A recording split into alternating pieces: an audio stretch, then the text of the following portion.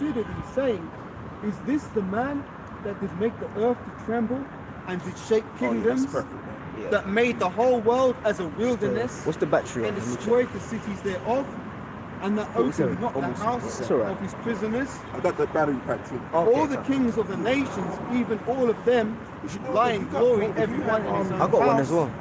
But thou art cast out of thy grave like an abominable branch, and as the raiment of those that are slain, thrust through the sword, that go down to the stones of the pit, as a carcass trodden underfoot.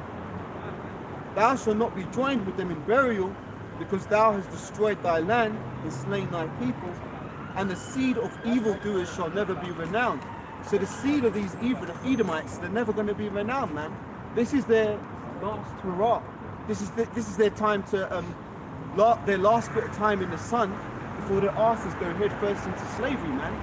And this is the thing. You can check to see This is the thing. When Esau goes down, he's never going to rise up again. This is his last kingdom.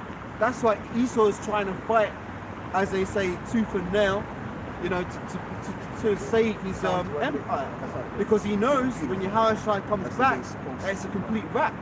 Because the Lord, as we said, is going to trample them as if they're grapes in a winepress. So that's the spirit that Yahushua is coming back with, and that's the spirit of truth. And that's the spirit that the Christian church does not teach. You know, the Christian church teaches that God is all love, and that, you know, when God destroyed people, that is only in the Old Testament. Now we're in the New Testament, God is love, and Jesus is love, and everything is love. You know, it's one love shit. No. The Most High has many emotions, man. The scriptures say the Most High is a jealous cow. The Most High can be many emotions. Did he not create us in his image? So if we can have many emotions, the Most High can have many emotions too. Likewise can his son. That's why when his son comes back and it says, I will not meet thee as a man, the scripture also says, Yahushua himself said, think not that I came to send peace on earth, but a sword. So this Jesus who they're preaching of in the church, that's just an idol, man. A dumb idol that can do nothing. The real power is Yahushua, and you need to be concerned with what he's doing and how he is coming back. That's it. If that's okay, yeah, that's cool, man. It's like I have to think about it. No, it's not. Yeah, but that's the way that the Lord's coming back. Let me get Isaiah chapter 66, verse 15. These are the scriptures that your pastor in your church congregation will never bring out, man. Or if they do bring it out on the off chance, chances is they've been watching our videos and they've been learning breakdowns from us, but they're never going to give the credit. So this is Isaiah 66 verse 15. It says, for behold, Yahweh will come with fire and with his chariots like a whirlwind, to render his anger with fury and his rebuke with flames of fire. For by fire and by his sword will Yahweh plead with all flesh. And the word plead there, I believe that means judge, right? Judge. So the Lord's going to judge with fire and with his sword, and the slain of Yahweh shall be many. So that's how Yahushua is coming back, man. Right. Think not that I come to send peace on earth, but a sword. You get that one. So that these people, they've got a very warped perception of who the Lord is. First of all, they've got a warped, distorted perception of who the God of the Bible is, Yahweh, and they've also got a misconstrued perception of who Yahushua is. So they're thinking that, oh, you know, Jesus is love, everything's love, you got to love everybody. What do they say in the church? God hates the sin, but he doesn't hate the sinner. Come as you are. Come as you are. You don't need to fix up your ass, man. I mean, that's the first fundamental thing. If you want to improve a situation, right, you've got to fix something. And if that something is yourself, then you've got to be honest and say, look, man, I need to fix up. But these Christians, they're in this state where, like, well, yeah, I know I'm a sinner, but God loves me anyway. That's the wrong mindset to be in, man. But, you know, that's because they believe that the Most High is all love and it's all candy floss and rainbows and nothing bad's going to happen because, again, going back to the point, they don't understand the Lord, man. Now, the way you learn the Lord, the way you draw close to the Lord is by reading his word. And when you read his word, you get an understanding of, okay, this is the character of Yahweh, this is what he loves, this is what he hates. just like to know somebody, you've got to get to know them. Like, for example, this brother here, this elder here, if I don't talk to him, I don't know what he likes and know what he hates. So we may have a conversation and he may say, hey, you know what, brother, you know, I'm into this, I'm into that. And I learn about him. So therefore we grow closer to each other because we build a relationship. Now, if you want to build a relationship with Yahweh Shai, you've got to sup with him, man. You've got to read the word. That's why it says, blessed is he that readeth and keepeth the, let me get it rather than butcher it. Revelation 1, and you can jump in whenever you're ready, man. Where we at? Revelation 1, and this is such a fundamental thing which most Christians don't do. They walk around with a Bible, or they have a Bible in their home, but they never do this, right? Revelation 1 verse 3, blessed is he that readeth, and they that hear the words of this prophecy, and keep those things which are written therein, for the time is at hand. So if you're not reading the book, you're not really, you're not creating opportunities to sup with the Lord. You know, you're not creating opportunities for the Most High, or Yahweh Shai, to start working with you. So you've got to draw close to him, and he'll draw close to you. And that's how you do it, by reading the word, studying to show thyself approved. And I mean, you can read the scriptures, but do you have to understand it? What you're reading? Because you have a lot of, you know, obviously Israelite camps out there that's teaching our people that they're Israelites. And that's all well said and good, but it's the understanding which counts. Like you had these Israelite groups which came together at one particular point in time, formulating a unity camp. And one guy, forgot the guy's name, Shalom, brother. Yeah, Shalom. I just got here as well. Yeah, so like I was saying, you know, you got these different camps out there that was once a part of, or formulating this unity camp. And, you know, like the apostles and all of the brothers was talking about, that it's all about the doctrine. And I mean, if you're formulating a unity camp, and one camp has a different doctrine, let's just say you're teaching, right? And you in the spirit of cursing, whoever you cursing out. And then you got another nigga next to you, that's in another part of the camp. And he's shaking his head like, please don't say that. Because that individual has a different belief system. The two walk together, let's say we agree. Exactly. So I mean, that thing don't work. What it's all about gaining the understanding of the scriptures. And we already have the understanding of the scriptures. All you have to do is hearken to what we're saying, because we have the complete truth. And not to say that you know, not to be braggadocious of anything, but it's a fact. And the proof is in the pudding, because the scriptures, as we go by, tells us to be diligent. And we've just got done doing a live show yesterday. It was supposed to be a two hour live show, but we did it 3 hours and some change, right? Speaking about this, right? You had nothing but Israelite camps that's in the outside of Great Most, so not even doing some sort of a live stream or doing the work. You know what I'm saying? Probably, possibly out there in the club somewhere, Grinding on some woman. right? You know. But we was actually sitting down in our home. Some brothers was outside doing the work, and we're doing the work right now on Saturday. Okay? Hey man, I didn't go to bed until like what, 6 o'clock in the morning. That's why I'm a little bit, you know, effed up a bit. But I'm still out here as usual, man. Brothers are still kicking the work, doing the work, because this is the most important thing in the entire globe. That's how big this thing is, and Jake don't understand how big this truth really is, man. Yeah. It's just a light thing to our people. You can, brother, get me on the scripture where it says that this is our first profession. So I'm roughly paraphrasing. First love? Yeah, first love. This is supposed to be your first love. That's it. That's the spirit. I can say that. Because what do we have in this world? We don't have absolutely nothing. No. I mean, just because it's the New Year's, it doesn't necessarily mean things have changed and things are going to get better. No. What it means is that things are going to get worse. If 2020 was a bad year, 2021 was one hell of a roller coaster ride of the year, then this one's going to be more of a roller coaster ride. This year's going to be more dramatic, and we hope and pray that more judgments occur this year. More signs and wonders are shown this year, which will indicate the coming of the Son of Man, so we can get the hell out of here and we can be healed, and we can be in those perfect bodies, man. We can enter into our rest. Yeah. We're laboring to enter into that rest. Huh. You can pull that out as well. So there you Right. go, man. Go on, brother. You call for Mark 12 and 29. Yahushua answered them and said, the first of all the commandments is, hear, O Israel. Right. The Lord our power is one Lord. Yeah, it says, hear the commandment, hear, O Israel. So the Bible is towards our people. The Bible was never meant for the whole entire world, as well as you want to convey out there, you Christians out there, that this is referring to all of the nations. No. The Bible is only concerned with one people. It's been like that since the beginning, and it's like that right now. And that's who the Lord is calling unto. He's calling onto so-called black people, Latino, Native American Indians, to gravitate to his word, to repent. And if there's any time to repent, the time is absolutely right now. Go on. Yep, that's right. It says, and thou shalt love the Lord thy power with all thy heart, and with all thy soul, Right. and with all thy mind, and with all thy strength.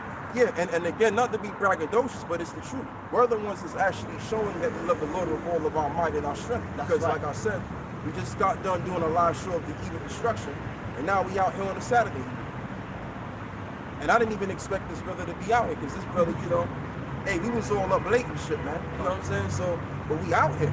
We still doing the work. So as long as we're breathing, as long as there's an energy, right? As long as it's as long as it's air in our lungs, and there's a spirit that's driving us to do what we got to do, we're going to use that energy that the Heavenly Father's given us to further this ministry.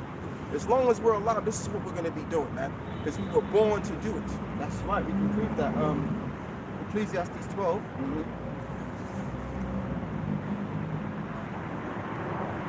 It's like I was watching y'all when y'all started the live stream, and you brothers was getting into how you got cheerleaders among our people, Yeah. among our men to be exact, and the Lord ain't dealing with cheerleaders, or should I say bench warmers, have you will. The Lord ain't dealing with them kind of cats. So you can say, yeah, show the one more you want, but are you putting in that work though? Because that work is what's going to get you saved. Are you able-bodied to do the work?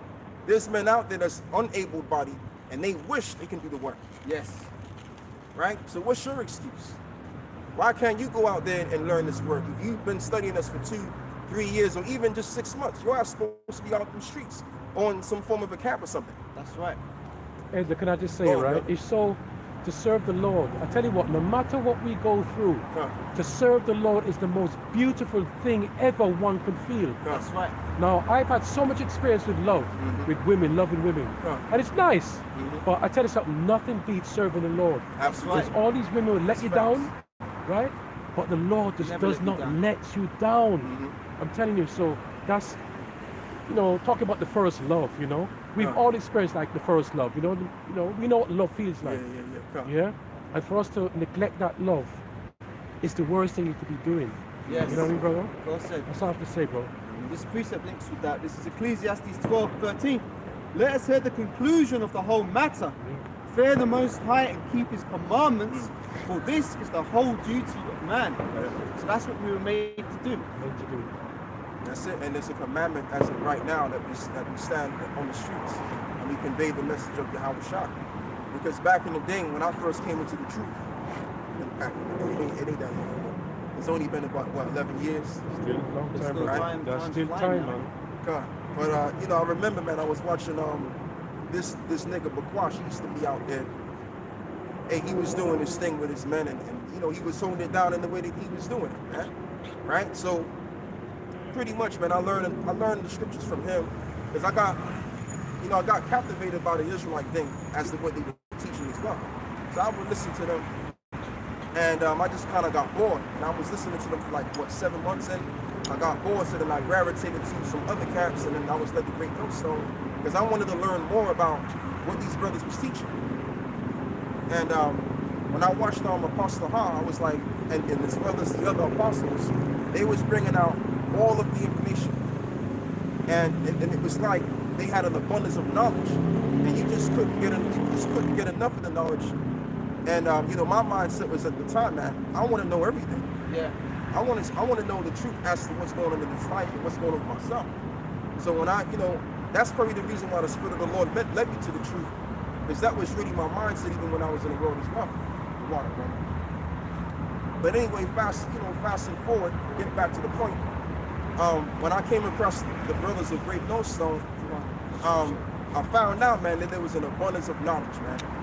Just to convey the point right in there. And I learned very much a lot, man. And I learned about, which is most importantly, the fear of the Lord as well. And within that, this is why we're out here doing what we're doing. Because we know that this society's done it. I was coming over from over here, right? From over there. And I mean, it's nothing but glass on the floor, man. Glass bottles on the floor. From people reveling last night. Yeah. And I'm thinking to myself, like, sometimes you forget, is this really England? England is supposed to be a first world country, but you go around in these streets and it's just a mess. It's a fucking mess, man. And the people look like the street. Yeah, they look like the mess too. They look like the streets, brother. We saw a group of them, they were sitting around there. Yeah. When we started, and they're like, some of them walking with no shirts and being bugged out and shit. Yeah. I mean, come on, and as we were saying, and you said this before, like last night they let off the fireworks and shit. They were letting off all these fireworks and shit in a vain hope of trying to resurrect the spirit of mirth in this place. But yet it's like, what, even half a day since, like 12 hours since that or whatever, just beyond 12 hours. And now it's right back to like a regular day. Yeah. The mirth just, it's not lasting. All the joy that people have, it's they're trying hard to hold on to it. Yes, they are. But it's fleeting, man. And that's why, and so like you, brother, when I was coming my way, from where I was coming my way from towards that area over there, all I saw was a bunch of people lining up. Because what they're trying to do, they're trying to get away from the reality, because people already know in their spirit that this is going to be one crash of a year. This is going to be one hell of a year. And as I'm going to say it out loud right now, I'm hoping like hell that there's more judgments, that there's more tragedies, and there's more signs and wonders out here, so we can get the hell out of this mess. That's right. I don't need to change the argument, but you heard the news update about the guy who died. You heard about it? Not sure. What that guy? The one that went into hospital the other day. No, The scoffer. the scoffer, Rock the News. Oh, yes. Yeah. He's dead. Yeah. Oh, he's yeah, dead? Yeah, he Wow. is. When did you hear that? From one of the brothers. No, I'm saying when? Oh, I think couple maybe, of days ago. listen, a couple of days or Oh, he's yesterday or gone. when. Wow. Yeah. The rap the news, he's gone. But now he knows He's a the rap. truth. It's a rap for rap. Yeah. Exactly. Oh yeah, I did hear that. Yeah. But that was lucky. That was madness, because I was watching Apostle Kabaz's video. How can you claim you're in the truth or teaching the truth, but you don't believe in Yahweh Shai? Doesn't make any sense. You standing there.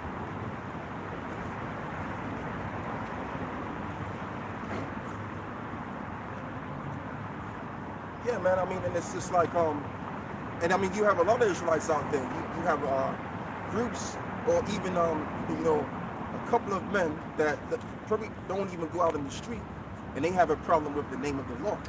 They have a problem acknowledging. Excuse me. They have a problem with acknowledging Yahweh Shai. They want a kangaroo skip Yahweh Shai and go to the Most High. That's how you know that we gotta be those people, because when Moses was the leader of the people, they wanted the kangaroo jump over Moses and get to the Most High. So then the Most High showed himself, and he was like, nah, I don't want to deal with it. Let Moses speak to you, not us. Yeah. They saw the thundering and the lightning. Yeah.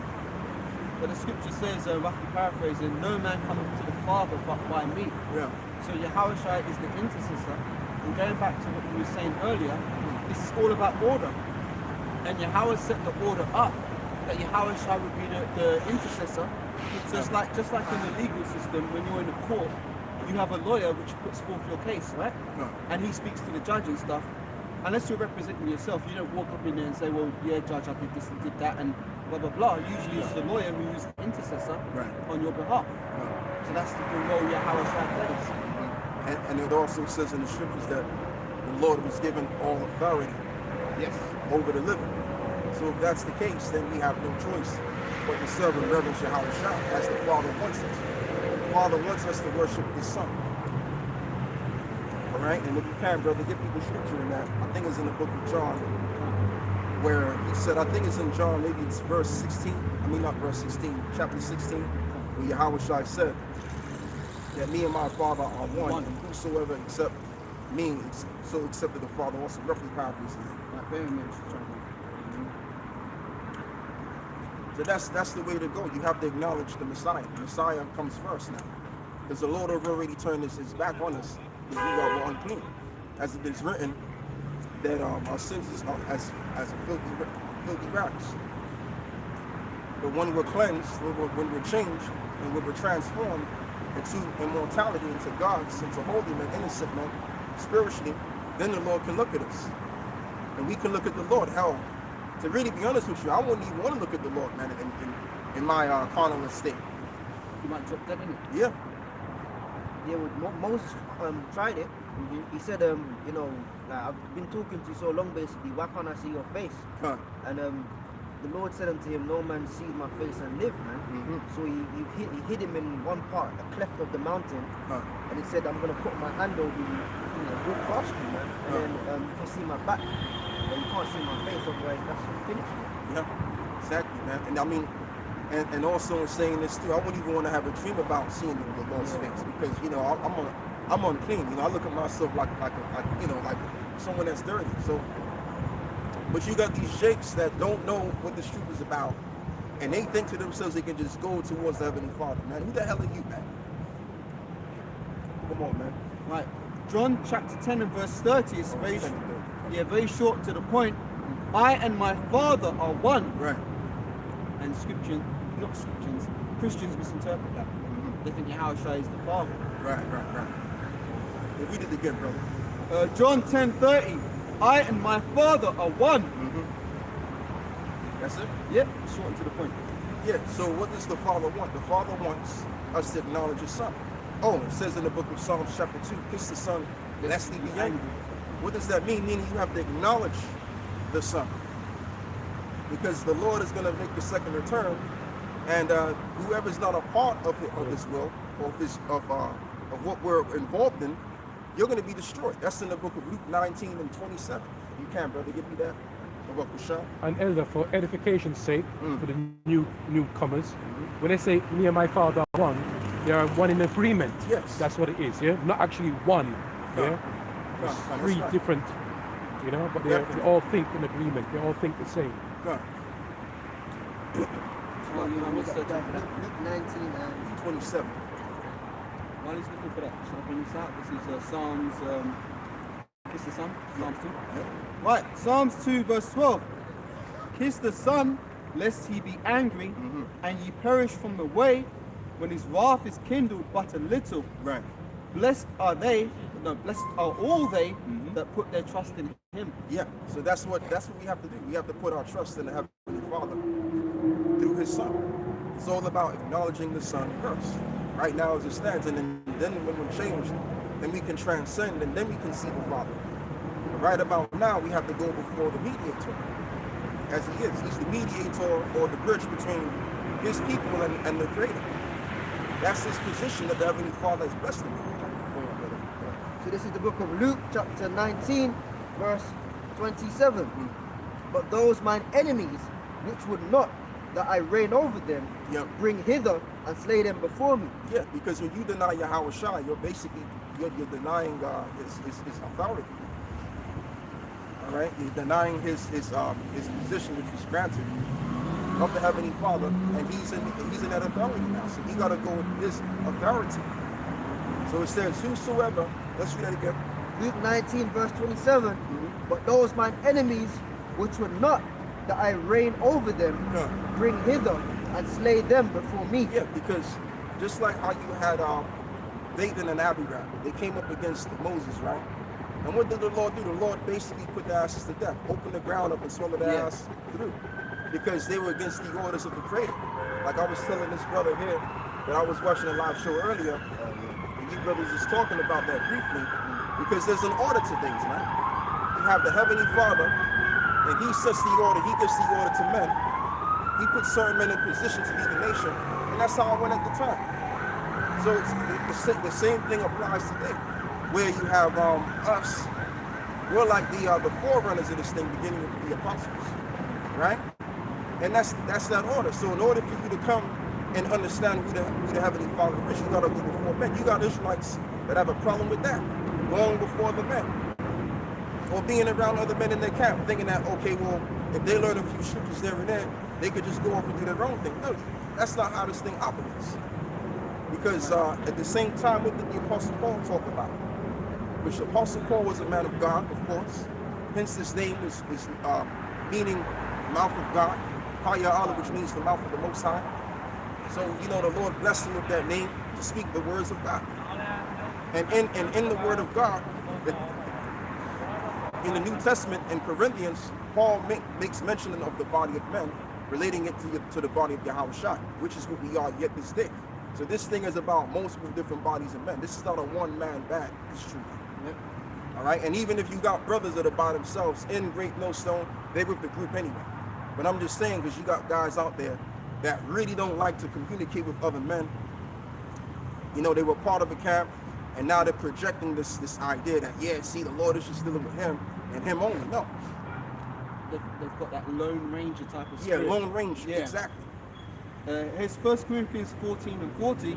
Let all things be done decently and in order. Exactly. And the Lord is about order, like I said. The Most High, he sets men up to be in certain positions, and you have men that are below this guy, and they have their position, and you know, the positions go down. All right? That's how this thing goes. It's about the order. Go on, brother. Let me read this one more time then. Luke 19 and 27. But those mine enemies, and that's powerful because that means if you don't want to come under the order, you're actually an enemy. Yeah, you're an enemy. Exactly. Wow. That's what I was going to talk about too. God. But those mine enemies, which were not that I should reign over them, bring hither and slay them before me. Yeah, so if you don't agree with the men that the Heavenly Father set up through His Son, then you are automatically an enemy to the Messiah. And when the Lord comes back, He's going to destroy you because you're not with the program.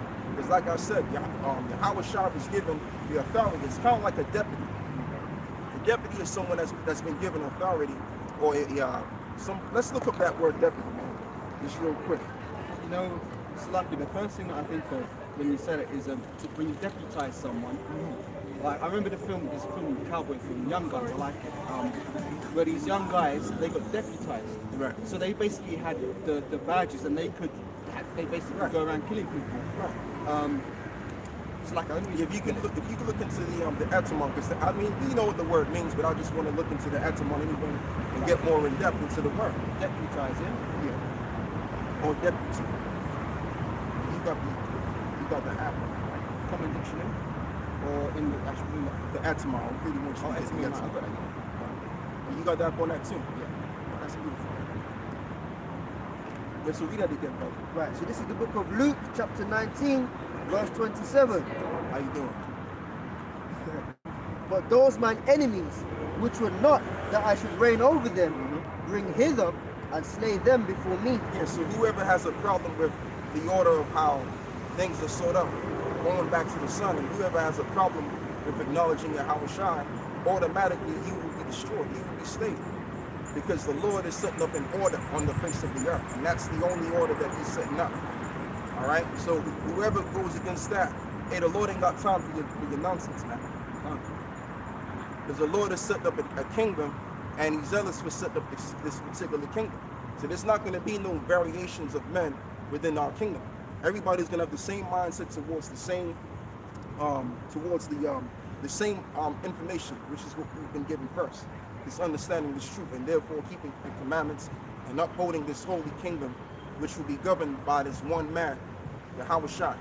All right, and then you're going to have the throne of David, and as well as you're going to have King David, which he will be second in command, or should I say third in command on the face of the earth. Go on, go. This is the etymology of the word deputy. It says C 1400, a subordinate officer, one given full power of an officer without holding the office. Yeah, read it again. It means subordinate officer, one given the full power of an officer without holding the office. Yeah, so as the Lord was given power, if you can, brother, you can put that up for me as well. How the Lord was given all authority. I want to bring that out. It's like Matthew. Right, so this is Matthew chapter 28, verse 18. And Yahushua came and spake unto them, saying, all power is given unto me in heaven and in We'll earth. we'll finish what you read because I don't think you read all of it. Oh, okay. Go on. Oh, you want me to continue? Continue. Right. Wait 1 second. Right, this is Matthew 28 and 18, and it says, And Yahushua came and spake unto them, saying, All power is given unto me in heaven and in earth. Yeah, there you go. All power is given unto him in the heavens and as well as the earth. So anyone that has a problem with Yahushua, you're actually committing suicide, man, to yourself. You're actually shooting yourself in your own feet. And that's why, as you just read earlier before, brother, in the book of Revelations, blessed is he that readeth. In other words, can you comprehend and understand the precepts? Because you got many of guys out there, like Benjamin said, you got many of men out there, many of men, right? That know they're Israelites and they may have their camp in order and everything the way that they have it in order, right? But do they understand the scriptures? That's why it also says in the Old Testament in the prophets that they err not knowing the scriptures. Well, Elder, if I could say this, right? I'm going to read a scripture here, and this is so plain and simple, right? And this is what Yahushua said. Because we talk about the order, yeah? And we have to go through Yahushua. Yeah, you ain't got no choice. John 14, verse 5 to 6. Thomas saith unto him, Lord, we know not whither thou goest, and how can we know the way? Right. Yahushua saith unto him, I am the way, the truth, the life. No man cometh unto the Father but by me. Exactly. So you have to go through Yahushua in order to get to the Father. Yeah. Yeah? That's how. That is plain and simple, Elder. Plain and simple. It's plain to the point. Plain to the point. You see, these men are not reading the precepts. They're not reading. Go on, brother. Right, so this is Acts 8 and verse 27. So like Acts 8 and 26. And the angel of the Lord spake unto Philip, saying, Arise and go towards the south unto the way that goeth down from Jerusalem unto Gaza, which is desert. And he arose and went.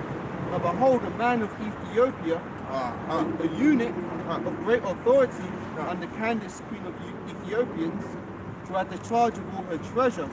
And he had come to Jerusalem for to worship, and was returning and sitting in his chariot, and read Isaiah the prophet.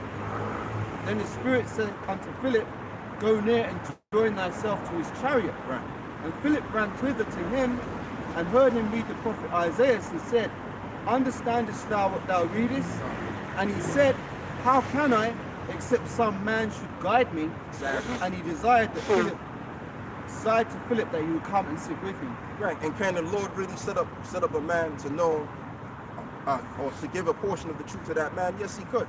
But the way the Most High sets things up, now in this case, is he sets up other men, right? These men that he set up, they teach other men the truth. And then these men teach other guys the truth. That's how this thing is setting up. So what is the truth? The truth is that we're the Israelites. The truth is that Yahushua only died for one people, and everything else that we point to going. We put it out earlier, but I bring it again. Romans 10 and 17. So then faith cometh by hearing, and hearing by the word of the Most High. Yeah, because you can hear the word, and you could actually take on board that you're an Israelite, but that you have faith in this thing. And what you're going to find out in a matter of months, or probably, let's just say a year or two, you're going to find out that a lot of these guys that know that they're Israelites, they don't have faith in it. They don't actually believe in it, man. Okay, but it's a good thing because this truth has been pretty much gotten global, and it's broadened itself. So now, when the Lord makes a second return, can no one say, well, I didn't know, Lord, and giving it loads when the Most High makes a second return, okay? I mean, excuse me, his son. It's just going to be a matter if I should have known better, I should have done better, because you knew better anyway. You know, if you can read that again now. Yeah, so Romans chapter 10, verse 17. So then faith cometh by hearing, and hearing by the word of the Most High. Right, and by the word of the Most High, and hearing. So you hear, but you also have that element of faith, and that's even a gift. Faith is a gift. So you may know that you're an Israelite, but have you been given the gift of faith? It's like you have these guys, which is called Fopi, and these dudes came on the scene about maybe a couple of years back, and they was a part of this camp, and I think they were part of the HODC camp at first, and they were just standing right next to them, right? And you know, they had their own, but it basically was their camp standing right along with the HBC camp, and you know, they just wanted to come in and be the teachers, so they came in some other way. But when you come in the other way, you can't, brother, give me that in John 10. Right? It says whosoever climbeth another way is a thief. Yes, same as people. Yeah, so them dudes came in another way, and that's why the Lord didn't really work with them when it concerned the faith element. All right, you gotta come in the correct way, and the way that you come through into this truth is you gotta learn the men that already have the truth, and go through the authorization of the Lord. That's right. That's why I brought in Romans as well. It says faith comes by hearing. Yes. Where'd you hear it from? Right. Of a man. From other men. You know, so you can't now jump the men you heard it from No. and then claim to be above them. No. Yeah. So it doesn't work like that. That's right, man. So I mean, yeah, exactly. That goes right along with what I was saying. So yeah, hey, I don't need to say any more on that. Go on, brother. It's like I've got the piece to be called for, but may I just say something? Go on. It's like this is like kind of like a spiritual relay race. You know, in the Olympics they've got the baton. Yeah. The first guy runs and he hands it to this guy. That guy runs, he hands it to the next guy. Okay. The guy at the end who gets the baton, it's been passed on to him. Yeah. So likewise, we received this word from our elders.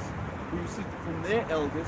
We received it from the Spirit of the Lord. Yeah. So we're continuing that relay race. Now, if you come in now, you think, well, I don't need the baton. I can just run anywhere I want, and I can run in this lane or that lane. Yeah. You're going to get disqualified because there's rules to how it works. Yeah. Same with this truth. John 10 from verse 1. Verily, verily, I say unto you, that he that entereth not by the door into the sheepfold, but climbeth up some other way, the same is a thief and a robber. Right, the same as a thief and a robber, man. So you gotta come the correct, genuine way. There's no cheating. You can't cheat this thing. Like the way that we all came in, we all learned this thing from other men that was in their, you know, their fitted positions. And now we're on the streets doing what we're supposed to be doing, and there's nothing to worry about because we came in the correct way. And that's why them cats in the Folky camp, they're basically been put aside, and as a matter of fact, they've withdrawn from teaching because the Spirit was never really on them. For the simple matter of fact that they actually didn't come in the correct way, and therefore the Lord didn't give them the ability to have faith in what they already have because they didn't believe in it anyway. It came in some other way. So if they really believed in it, in terms of fearing the Lord is concerned, because that's what the truth is based upon, fearing the Lord, then they would have, they would have had it. But apparently they don't have it because they came in some other way, not fearing the Lord once again. Go on, brother. That's the camp with the leader who looks like Snoop Dogg, right? Right.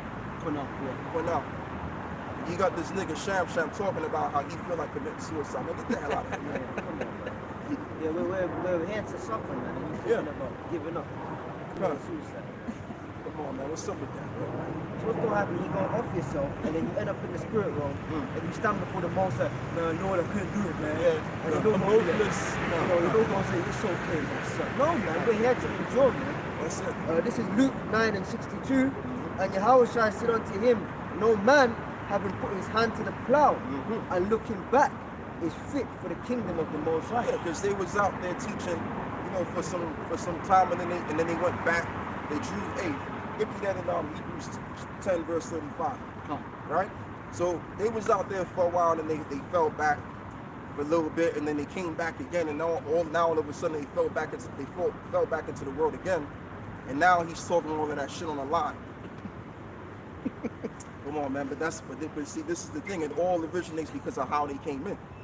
Like the saying goes, man. Like my parents, used to say, especially my mother, she used to say, it's not what you do, it's how you do it. So the way that they came into this thing was off. So if your beginning was off, then your end is going to be off. Yeah. You know what I'm saying? So that's what happened to them. Go on, brother. Like Hebrews 10 verse 35, I hope this is what you want. Cast not away therefore your confidence, Right. which have great recompense of reward. Which the word confidence means with faith. From the word fidelity. Go on, brother. For ye have need of patience, that after ye have done the will of the Most High, ye might receive the promise. Right. For yet a little while, and he that shall come will come and will not tarry. Right. Now the just shall live by faith. But if any man draw back, my soul shall have no pleasure in him. Yes, you can't draw back. There's no thing of drawing back. Once you come into this thing, you move forward. You gotta grow in this thing. There's no, oh man, there's gonna come a time when we ain't gonna be on the streets no more. I remember the nigga said that. There's gonna come a time we ain't gonna be on the streets no more, and then, you know, we gonna, really what he was saying, I mean, he could have been talking about the famine of the word, but really what he was basically saying is that we're not gonna be out here teaching in a matter sooner or later. That's what he was really talking about. All right, because ultimately the spirit was never on him. You know what I mean? Quick one. Go on, brother. Matthew 24:13. But he that shall endure to the end, the same shall be saved. Right, the same shall be saved. So you got to endure to the end. There's no falling out. Oh, you know, I feel like shit. I don't want to go out. No, you got to go out and hit the streets, man. That's right. If the Heavenly Father is giving you a spirit to move, to do whatever it is that you do, to open your mouth, He's giving you a voice to speak with, and He's giving you a spirit to do whatever it is that you do in the body. You can use that energy and that spirit to do His work. And by the way, killing yourself isn't finishing your course, man. That's a force to end, man. Right. You know, you can't just go out there for a couple of years and then kill yourself and then say, see what I did. No, man, you took yourself out of the game. That's what happens. So, and people have no respect onto that. Doesn't that constitute like thou shalt not kill? Yeah, So you're killing yourself. That's in the Apocrypha. And the Apocrypha says, seek not death. You know? Yes, so brother, read that again one more time. You read Hebrews 10. Yeah, Khan. Hebrews 10 again. So it says from 35, cast not away therefore your confidence, which have great recompense of reward, for ye have need of patience, that after ye have done the will of the Most High. For you have need of patience. Them niggas didn't have patience. they don't want to suffer. Exactly. Go on, brother. For ye have need of patience, that after ye have done the will of the Most High, ye might receive the promise. You might receive the promise. That's if you endure to the very end. Go on. Right?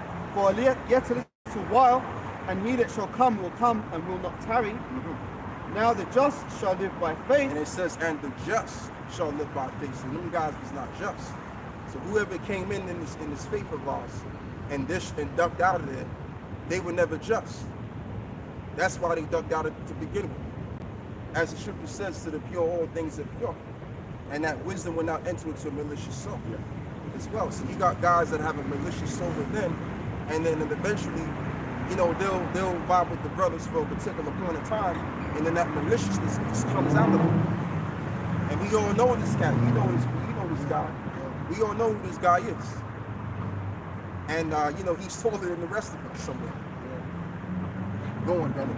Right, it says, for yet a little while, and he that shall come will come and will not tarry. Right. Now the just shall live by faith, but if any man draw back, my soul shall have no pleasure in him. Yeah, so he's going to be preserved for destruction. If you can, brother, give me the book of Proverbs. A lot of these people are going to be destroyed. A lot of these people are going to be destroyed, man. And you can clearly see that because they're not a part of the holy gathering. Yeah. It's all about being a part of this thing. Go on, brother. You got something to say. Yeah, there's just one more verse here. But we are not of them who draw back unto perdition, There you go. but of them that believe to the saving of the souls. So that's what we believe. We believe in salvation. So if that's our belief, and we have a vision of that, and we believe in saving other souls. So it's either you're down with the holy, you know, the holy gathering, or you're outside among the defiled. It's either one of the two. There's no gray area, man. There's absolutely no gray area. Okay? This is where you want to be. Like you said, brother, you said it's a beautiful thing to serve the Lord. There's nothing beautiful more than that. Like you can love your woman, you know, you could have a love for other things, but this should really be the thing that you love the most. That's right. And I mean, like, you know, to be honest with you, this shoot is getting more interesting, being that we're drawing near to the very end. Yeah. Very powerful.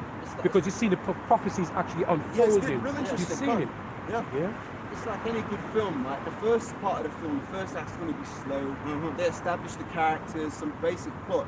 It's usually towards the end of the second act, going into the third, where the real drama starts to happen. And that's like it's truth, the real drama is starting to happen now. And you can feel it too. Because I'm quite sensitive to my surroundings. But I can feel it that something is about to give. It could very well be this year. Lord willing. This so-called white man could be out by this year, or maybe the next following year. What I mean by that, I'm talking about this government, man. I'm talking about the so-called white man's power structure. Just to be exact, so that they understand what I'm talking about. I really said it because he was walking right past us. And they know they're going down. Them Edomites, they know that they're going down, man. They know this. If you got some prime ministers such as Boris Johnson, clown such as him, telling niggas what to do, and then you got this other nigga in the States, Joe Biden, who can't even walk up the stairs properly. He's fumbling up the stairs, and then even when he opens his mouth, he can't even uphold what he's saying within his words. So if you got a prime minister or a president in America that can't hold himself together, then he can't hold the country together. And it just represents the complete downfall of the country itself, or the corporation have to go. Because it's nothing but business that's been operating itself. Can I say something? Go on. Well, they say pride cometh before a fall, right? And I read the article yesterday that Tony Blair received the highest possible knighthood, right? Yeah. So I'm thinking to myself, well, look, man, where is there to go for him now? Nowhere else but down, because he's got the highest. Good point. He's got the highest accolade that he could get in this society. But Esau's next stop is down, man. Yeah. And he ain't coming up again after that. Go. That's it. And as I just I texted you brothers about things in Proverbs. It says when the vilest man are exalted, the wicked walk on every side. That's right. Perfect precept for that. Go on, brother. So I finished what I had. That's the end of the chapter. Okay. So Proverbs, what did you want? Yeah, Proverbs. It was it was Proverbs. It's been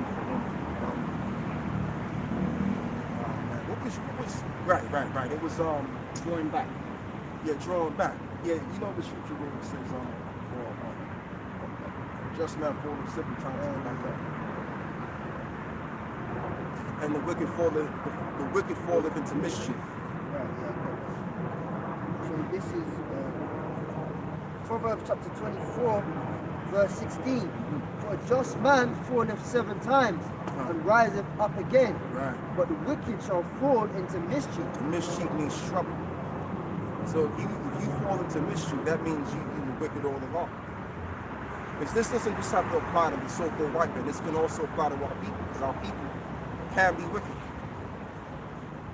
And that's being showcased in this particular age and eon as we're in today, right now, among these dudes that's in Israel, man.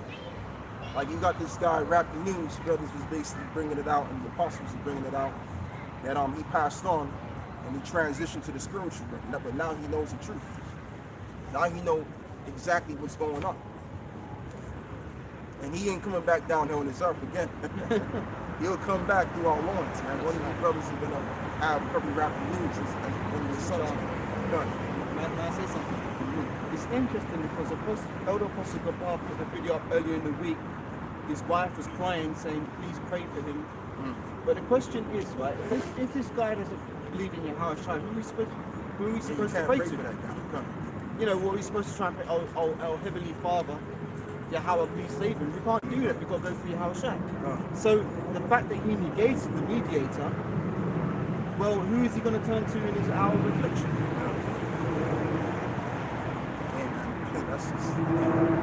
You just can't make sense of it. I remember the scripture that says that you cannot praise the Lord in the grave. Right. You know what I mean? So it's too late now. He's in the spiritual realm. He's where he belongs anyway. He's in his right mind. And when he's born, he's going to come back in his right mind. You know? And that's the thing, we can't get emotional about it because we're going to see a lot more of that in the times to come. A lot more death, a lot more destruction. Ooh, yeah, this is Mark 12 and 27. He is not the power of the dead, but the power of the living. Right. He therefore do greatly err. Right, and that's twofold. Because doesn't it say in the book of Proverbs also that whosoever have not this wisdom shall remain in the congregation of the dead. So that's twofold, but also literal too. The Lord is not the power of the dead, but of the living. So if you're alive, which is what we are, we're alive physically, and we're alive because this truth has quickened us. Breath of life entered into us. Exactly. Ezekiel, what is it, 37, and Revelation, the 11th chapter. So now we're moving now. We're moving through his spirit, and his spirit is backing us because we're alive. All right. So all of these individuals that came up against us. Oh yeah, get 2 Peter 3 verse 1. In the last day shall come scoffers walking after their own flesh. So you got these kind of guys, and they have their idea of things, and you know, they lean onto their own understanding, coming up against us with their philosophies and, you know, their way of life. But you know, eventually these dudes wind up getting destroyed, man. They wind up losing their life because really whatever they got going is not really of the Lord anyway. Okay? So you got Vocab Malone, and you have all of these different individuals that probably left the Israelite thing, and they go into Vocab Malone, want to be a part of this group, and they got their own little council. That council is just going to be to nothingness, man. Because at the very end of the day, we're going to be found out to be correct, and a lot of you niggas, that's right along with your enemy, you're going to be ashamed of your goddamn selves, man. You know, Vocab alone looks like a depressed version of Super Mario. Yes, he sure does. He just looks like he's like defeating, Super man. Mario, man. Yeah, with the cap and stuff. All he needs is that red cap, or Yeah. Luigi Yeah. with the green hat. Alright, so this is 2 Peter 3:3. Knowing this first, that there shall come in the last days scoffers, Yeah.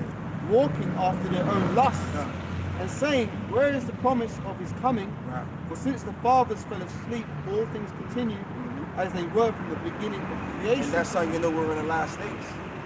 And you know, I'm going to be honest in saying this. Like, once upon a time, around a couple of years ago, we had a lot of scoffery activity going on. But you don't have too much scoffery going on like you do nowadays. But you still have scoffers in the back talking their shit and murmuring, but we just don't see it. But this is what's going on. They're walking after their own flesh, because this is the last days, and in the last days, hey man, you're gonna have a lot of people that are influenced by demons, and them demons are gonna be inflamed, or you know, those demons are gonna basically express what they really are, and that's what you're gonna see. Okay, just like Rapping News. Rapping News was so much of a demon that he was led to his grave. Point blank in the story. And that's where the rest of these people are going. A lot of these people, I think I found out that it was 85 to 90% of these people have took the King's, what is it? I call it the King's Cobra Venom juice. That's good. That's over here, right? That's it. Right over here. 75% of Americans have taken the King's Cobra Venom juice as well. So a lot of these people have been influenced by the powers that be, and it's really because they got demons on them, as well as guiding them to do certain things and listening to the government. That's it. Because the government obviously is involved in that demonic world anyway. So they're controlling these people and putting subliminal messages in their minds with the media and their programming, and it's putting spirits on them.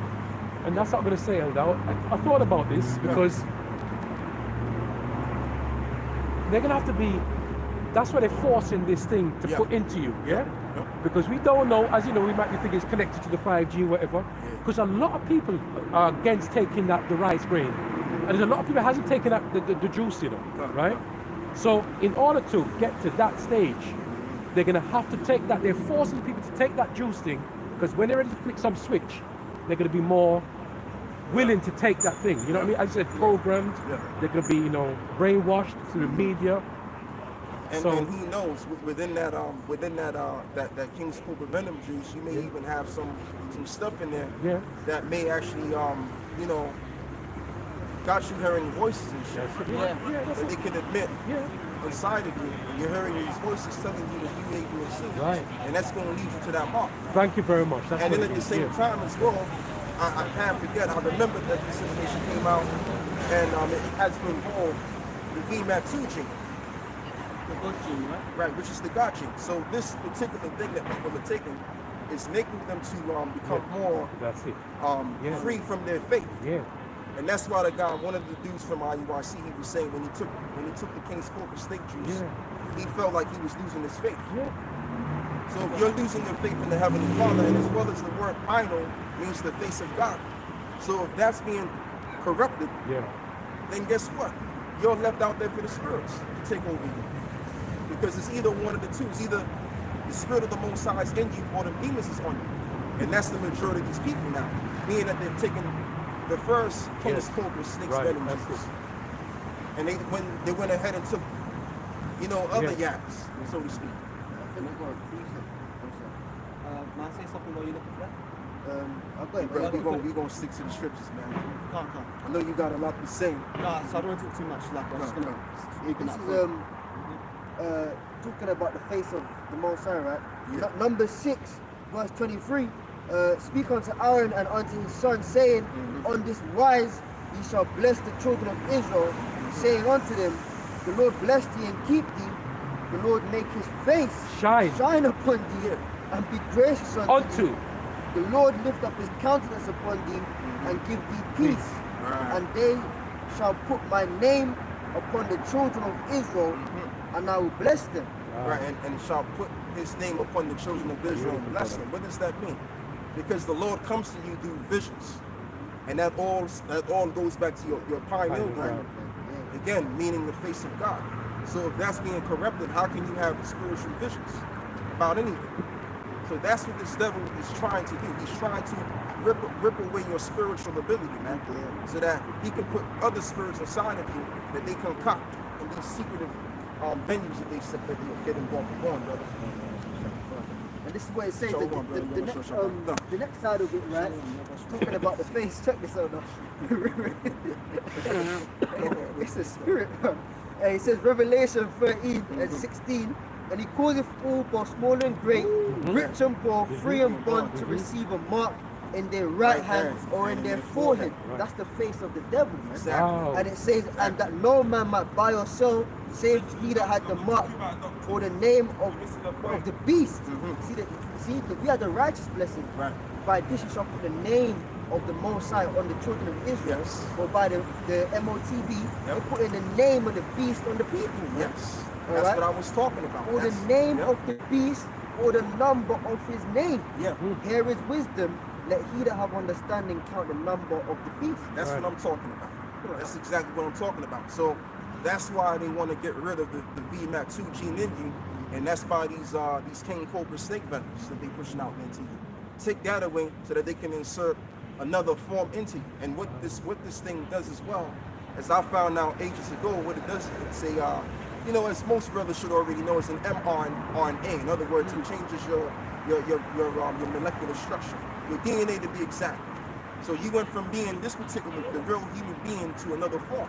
So they want to change you into something else. Because think about it. If Esau can genetically modify foods, and he can genetically modify plants, then could he genetically modify you? Of course he can. Because we all came from the earth. So if this devil can change the elements of the earth, he can change us too. You see? And then now you take on their form rather than the form of the creator. And what these devils also know is that when you look at the human body, how am I going to explain this? The human body actually has the name of the Lord in it. You brothers know what I'm saying? The DNA, I was watching the video of this. Yeah. And basically, this man was breaking it down. I can't remember exactly what it means. But the word DNA, the term DNA broken down into 3 words. Yeah. It basically means, I don't want to get it wrong. It's basically Try your best, brother. It's the God's blueprint, basically. Let's just call it a blueprint. So basically, that's what the word DNA basically stems from the word. Do you know what? Let me see if I can find it. No. Let me see. Yeah, man. So I mean, that's what Esau wants to do. Esau wants to change you to something else so that they can have more control of you, because you can't control something that has the blueprint of the creator. So in order for them to totally control you, they have to change your form into something totally different. And that's why they want to put implantable devices in people, man. That's what this whole new world order system is. You know what? They're trying to be like Yahweh Shai. You know when Yahweh Shai said in Revelation 22, when he said, I make all things new. Yeah. Esau's trying to make all things new, man. In his own format, so he can rule the world over the masses of the people. And he can read your mind and measure and determine if you're going to commit a crime or not. Esau got that kind of technological power too. Like the film Minority Report. Exactly, like the film Minority Report. So that's the level he wants to be upon. But they're just mere mortals. They're just men. They're not gods. Esau's trying to exalt himself to be like the Most High, but the Most High has given him his power, and he's going to kick him out of his throne, and he's going to be pretty much consider and realize into the reality that he's just a mere mortal. And I'm talking about the central beggars to be exact, because they're the ones who's pushing these puppets to basically bring about their agenda. So they're gonna find out at the last time that there's a power far more greater than they are. Like he was going into in this live show that he was doing in the evil destruction. And he was reading about how when the Messiah comes back, mountains are gonna shake physically, and even the powers that we are gonna trouble and shake. There you go. That's all I have to say. But hey, brothers can bring you precepts out. Right. Got one. 2 Peter 3 and verse 10. But the day of the Lord will come as a thief in the night, in which the heavens shall pass away with a great noise, and the elements shall melt with fervent heat, and the earth also and the works that are therein shall be burned up. Yeah, and we're going towards and seeing that great event. And seeing this heavens and this earth pass away with having, with great noise, with a great destruction. And the way that's going to be done, as we always talk about, is that nuclear destruction. That's one way how this world is going to be done away with. And then the Messiah is going to intervene into the fires and add more fire to the fire which is already being inflamed on the earth. And including what you're going to have on this earth as well is the destroying winds coming through the fires out of those missiles.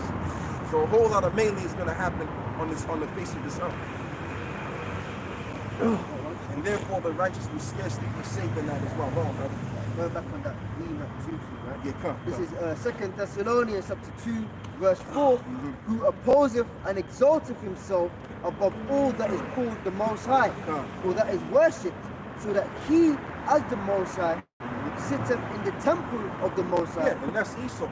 Esau has done so much to get away from the Creator and trying to pretty much, put himself in the image of divinity, going all the way back to the 15th century when you had the Renaissance period, when these men came together, right along with Christopher Columbus and that whole entire elk, they all came together to basically bring about a new, a rebirth. Because the word Renaissance means rebirth, but really it was the rebirth of Rome coming back. So what they wanted to do is they wanted to pretty much whitewash all of the images, the dark art of divinity, which is the true images of God and the prophets, and make them all white. Hence you get the term iconoclasm, which means broken icon. So they wanted to break the icons, put them faces in there, so that they can showcase to the world and deceive the world in saying that we're the gods, and as well as we're the prophets, and all of the above. Therefore, pretty much invigorating, bringing to life this idea of white supremacy. Okay? And calling themselves after us, those small hat 1948ers, those JOOS in the land of Israel today. So that was their motive. And then now what they want to do is they want to take it steps higher than how they did it before by inserting implantable devices in people, telling people to get, you know what, so that their molecular structure, the DNA can change after a different form and get them away from the form of the Creator.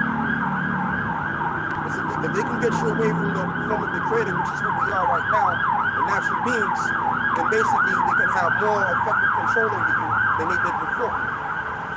Go on, brother. Right, and it says, so that he, as the Most High, sitting in the temple of the power, showing himself that he is God. Showing himself that he is God, or the power. But he's just a mere mortal. He's just a mere mortal, and the Lord is going to show that when the spiritual realm is released from the spiritual realm into this realm. And I'm talking about the chariots. I'm talking about the incoming of the Messiah. And this is what they know. And as we was going into, brothers, right, at the live that we did, or on the live that we did, excuse me,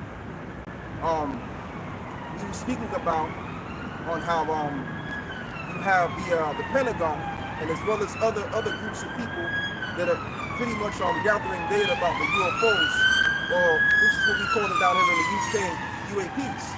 So why are they gathering so much data? And why does the national security likens it as a threat? Because they're afraid that other entities could come into this particular realm and take over this realm, take over this earth right here, which is a truth. The powers of God, or should I say the Messiah, and as well as the angels are going to come and intervene and take this whole entire system to nothingness. destroyed off the face of the map. They know this. And they should know it because they're in the power seat. So they should know it. If you're in the power seat, you should know the history of all of the nations. And you should also know the history, you should also know the historical documentation of what occurred back in the ancient world with these so-called UAPs or UFOs, right? Just like how when you really research the Israelites, and that's why we notice they've been oppressing so-called blacks, Latinos, and Native Americans so hard because they know our historical accounts. And they know that our history is right involving in these so-called UAPs, as they call them. All right? And they're hoping like hell that if they can gather so much data, then maybe they can formulate something just like the UFO that they saw and go war, pretty much rebel against the Most High. Go to war to the Creator so that they can overshadow their judgment and overcome. No, you ain't gonna overcome Esau. Your ass is going down. All right? You fucking devils are going down, man. Go on, brother. And I'm not even mad. That's just the spirit kicking in. Right. Let me finish that off then. So the last bit, and it says, he opposeth and exalteth himself above all that is called the Most High, or that is worshipped, so that he and that's spiritual, because if you get the MOTV, that's a sign of like worship or allegiance to the devil, man. You know, so that he as the Most High sitteth in the temple of the Most High, shewing himself that he is a power. You know, so as the elder was saying, man, the Lord is going to come back with them chariots, man, and going to make it very, very apparent that you are not God, man. You're not the Most High. You're not the power. You are merely there for a season, and it so happens that your time is up. Yeah, and that's the truth. We're in the ending of times of the so-called white man ruling the earth. Yeah. That's the time that we're in right now. We're not approaching that time. We're in it right now as we speak.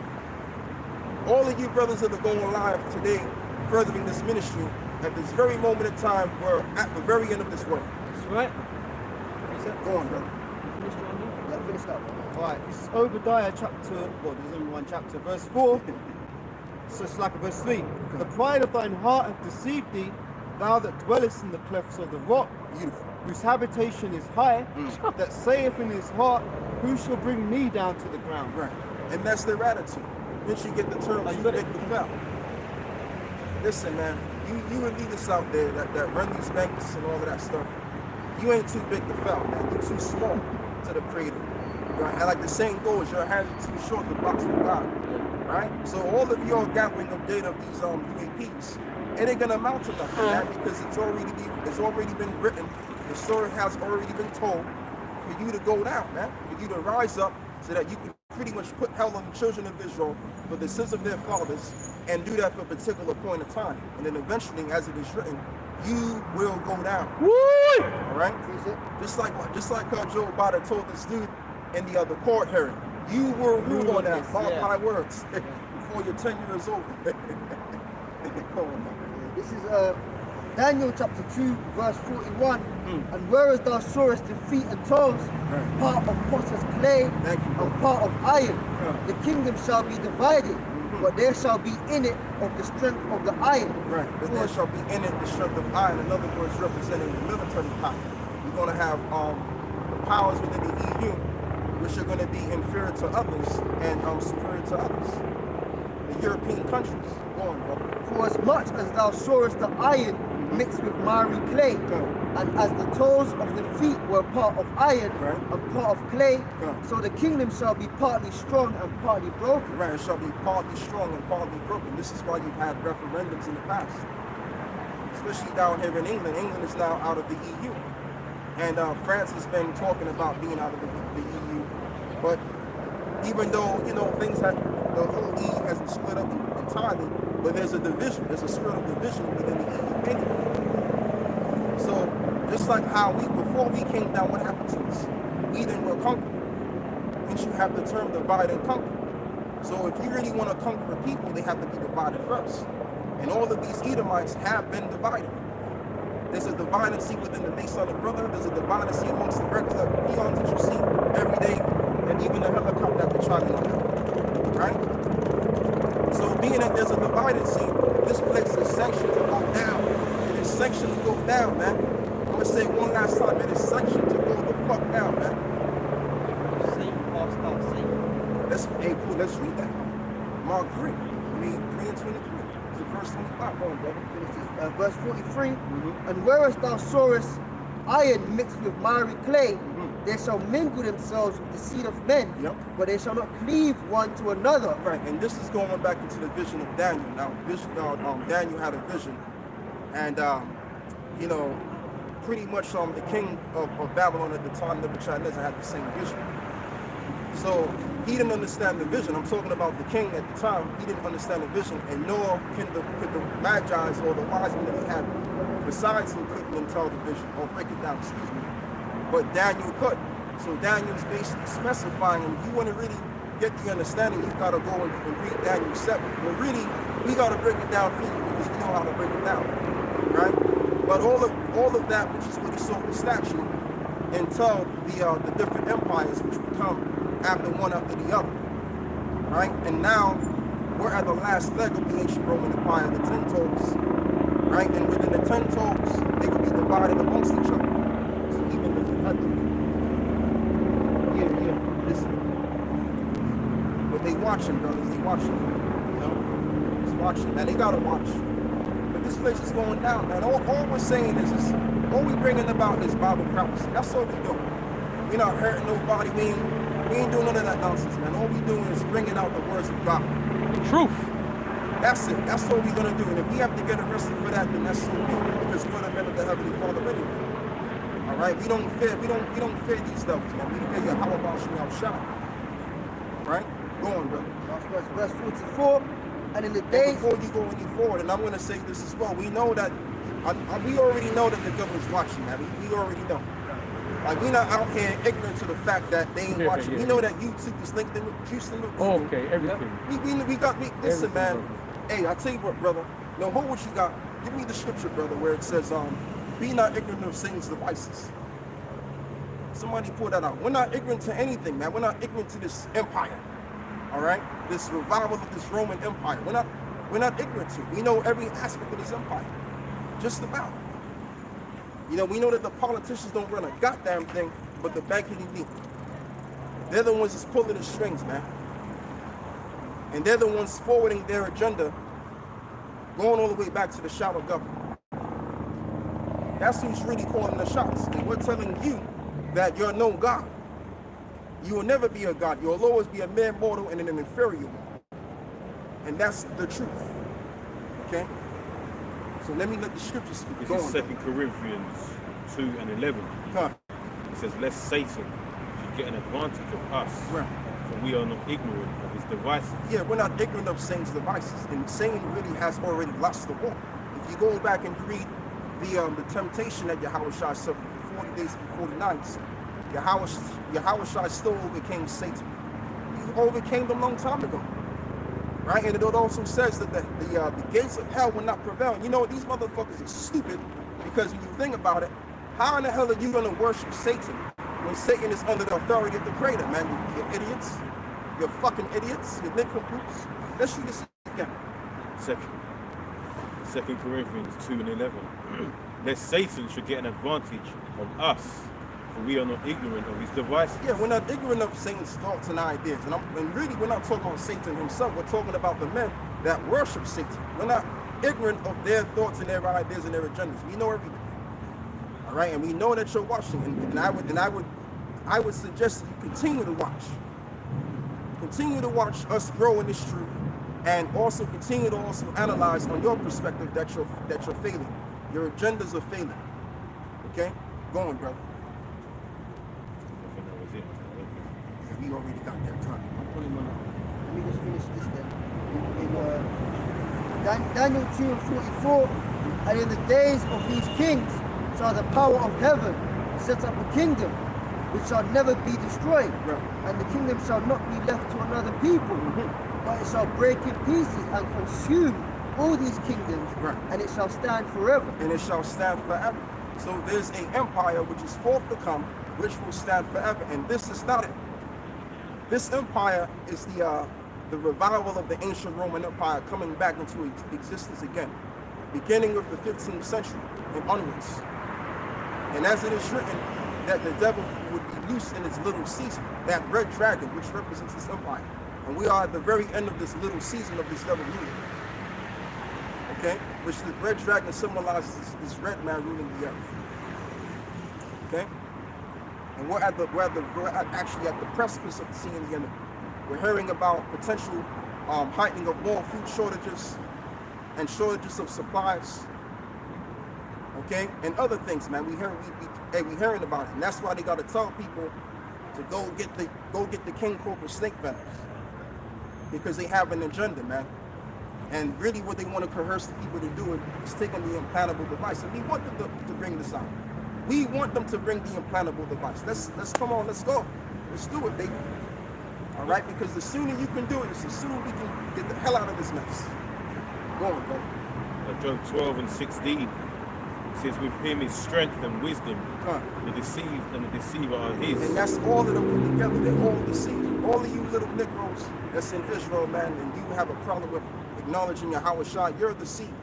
And these devils at the very top, they are deceived themselves and believing in some entity which has already been controlled or is being controlled by the Most High power. But they don't know that. I mean, I can't call them stupid because they didn't know that. But we know that, and that's the difference between us and you. Just like Daniel. Daniel knew about the secrets of the earth. He knew about the secrets of what was going to happen in the future. But Nebuchadnezzar and his Magi didn't know this. So when it concerns the prophets of the Heavenly Father, they have the true, genuine secrets. They know exactly what's going on from top to bottom, from left to right. Okay? We got it, man. And I'm not saying that they braggadocious, it's just the truth. And if you can, brother, if you can go up and read Daniel 2, verse 23, I think it's 27, because Daniel, what was said in the book, in that verse there, it says that the Most High is a revealer of secrets. You can pull that out. Hey, yeah, you can put that out too. Right, so this is Daniel 2, verse that makes sense right before these readings. 26. Go on, brother. And the king answered and said unto Daniel, whose name was I Belteshazzar. want you to read this nice and slow. So Daniel 2, verse 26. And the king answered and said to Daniel, whose name was Belteshazzar, art thou able to make known unto me the dream which I have seen, and the interpretation thereof? So here it is. He's supposed to be the king. Belshazzar is supposed to be the king of Babylon. And he had his wise men with him, but yet he's asking them, can you interpret the dream for me? Go on. Daniel answered in the presence of the king and said, the secret which the king hath demanded, cannot the wise men, the astrologers, cannot the wise men and the astrologers interpret the secret vision? They couldn't interpret the secret vision. So it's the same thing with these fucking devils consenting down to the priests to see if they have the secrets of the times. And they don't have the secrets of the times. Now, they may know a thing or two about whatever they know, right? But what they don't know is the complete truth as to what's going to happen here on earth. We have the genuine secrets. So really, these devils should really come down and actually go before one of the Israelite camps to get the actual information as to what's really going on with these UAPs. Because we know exactly what's going on, okay? These Roman Catholic priests or whatever priest they consenting down to, they don't have a clue what's going on, okay? Go on, brother. And maybe they don't want to come forward to us because we don't tell them they're straight skinny and it's going to hurt them in their heart, man. Just like the prophet Michael was telling King Ahab the real truth, and he didn't want to hear it, right? And he told him, he said, what's going to happen is I see the nation being scattered. In other words, he was going to be put to death. Okay? Go on, brother. the magicians, the soothsayers, shew unto the king. But there is a power in heaven. But there is a power. Let's read. Let's savor this, brother. Let's put some added salt and seasoning to that. Daniel 2 and 28. But there's a power in heaven that revealeth secrets. But there is a power. There is a power in heaven. Who is that power? The power of Abraham, Isaac, and Jacob. Our power. Right. So this power reveals the real secrets. Go on. And maketh known to the king Nebuchadnezzar. And maketh known to the king Nebuchadnezzar through who? Daniel the prophet, man. Go on, brother. which shall be in the latter days. Thy dream and the visions of thy head upon thy bed are these. Exactly. Go on. As for thee, O king, thy thoughts came into thy mind upon thy bed, what should come to pass hereafter. So now he's breaking it down to him. What the envision and taught, because the Creator revealed to him the secrets. So if the Creator was able to reveal to Daniel the secrets, which he was one of the men of the Lord, then isn't he doing the same to us? Of course he's done it already. That's why we can speak boldly and with confidence, telling you devils that y'all are going down now. And there's another word which is going to come afterwards. So let's read what you got right there. Right, Amos chapter 3 verse 7. Surely the Lord power will do nothing, but he revealeth his secret unto his servants the prophets. And that's what he's done for us. He's revealed the secrets of the times through other mentors. So now we know exactly what's going on. Now we understand what society we're living in, and now we understand everything about this world and where this world is going into the future.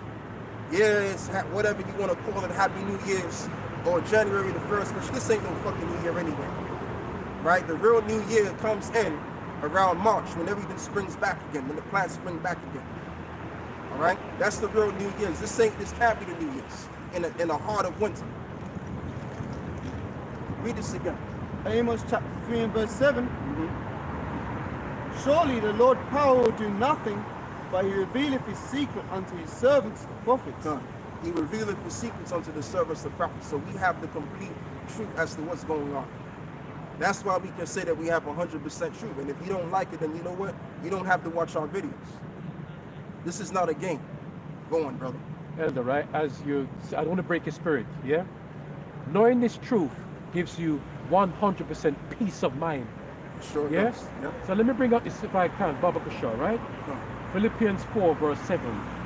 And the peace of Yahweh, which passeth all understanding, shall keep your hearts and minds through Yahushua HaMashiach. Right. Finally, brethren, whatsoever things are true, whatsoever things are honest, whatsoever things are just, whatsoever things are pure, whatsoever things are lovely, whatsoever things are good, report, if there be any virtue and if there be any praise, think of these things. Right. Those things which ye have both learned and received and heard, as the brother Yaram was talking about hearing, and seen in me, do, and the power of peace shall be with you. Right. And the power of peace shall be with you. And that's, we have the peace because we know what is going to be the end game, brother. Yeah? And you know too, we also know what the end of the righteous is going to be too. Thank you. And at the end, and at the very end of the wicked is going to be. So, you know, everything is, I mean, like, I might be shocked because I'm in the spirit right now. You know, but at the end of the day, man, we're in a beautiful situation right now when it comes to this truth and the times that we're living in, man. Wow. But it's just the spirit, it's just, you know, can't quench it, man. Go on, brother. This is Surah 19 and verse 22.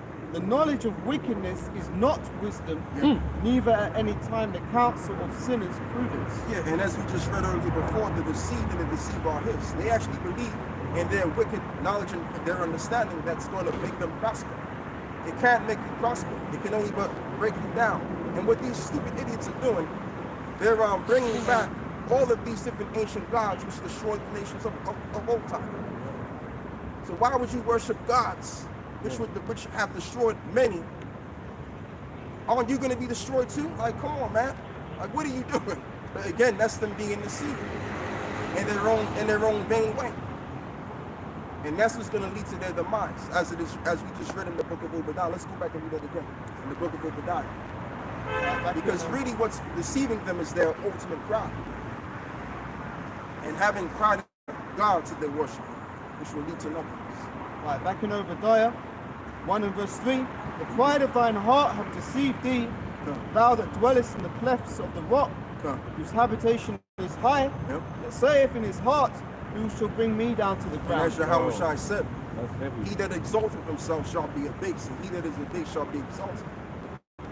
So these levels want to exalt themselves to the highest degree, where they're going to be brought down to the highest degree. How about that? How about taking the bottom of them apples? You know? Go on, brother. Psalms 49, start from the top, it says, hear this, all ye people, give ear, all ye inhabitants of the world, both low and high, rich and poor together. And rich and poor together. So this word is going to be heard regardless. And it's only through the engine of the internet, which is what we're using. And anybody can get it. Anybody can get, you know, a taste of what we're saying. Now, some will feel condemned in what we're saying, and some will feel justified in what we're saying. But all will hear what we're saying, because we're in that time of the coming of the Messiah. That's why we're out here. We're not out here just to be out here. We're out here because we were sent to be out here to declare the message. The message from God himself. Go on, brother. Verse 3 says, my mouth shall speak of wisdom, and the meditation of my heart shall be of understanding. Right. I will incline mine ear to hear a parable. I will open my dark saying upon the harp. Right, go on. Wherefore should I fear in the days of evil, when the iniquity of my heel shall compass about me? Compass me about. So Go. it says, they that trust in their wealth and boast themselves in the multitude of their riches, none of them can by any means redeem his brother, nor give to power a ransom for him.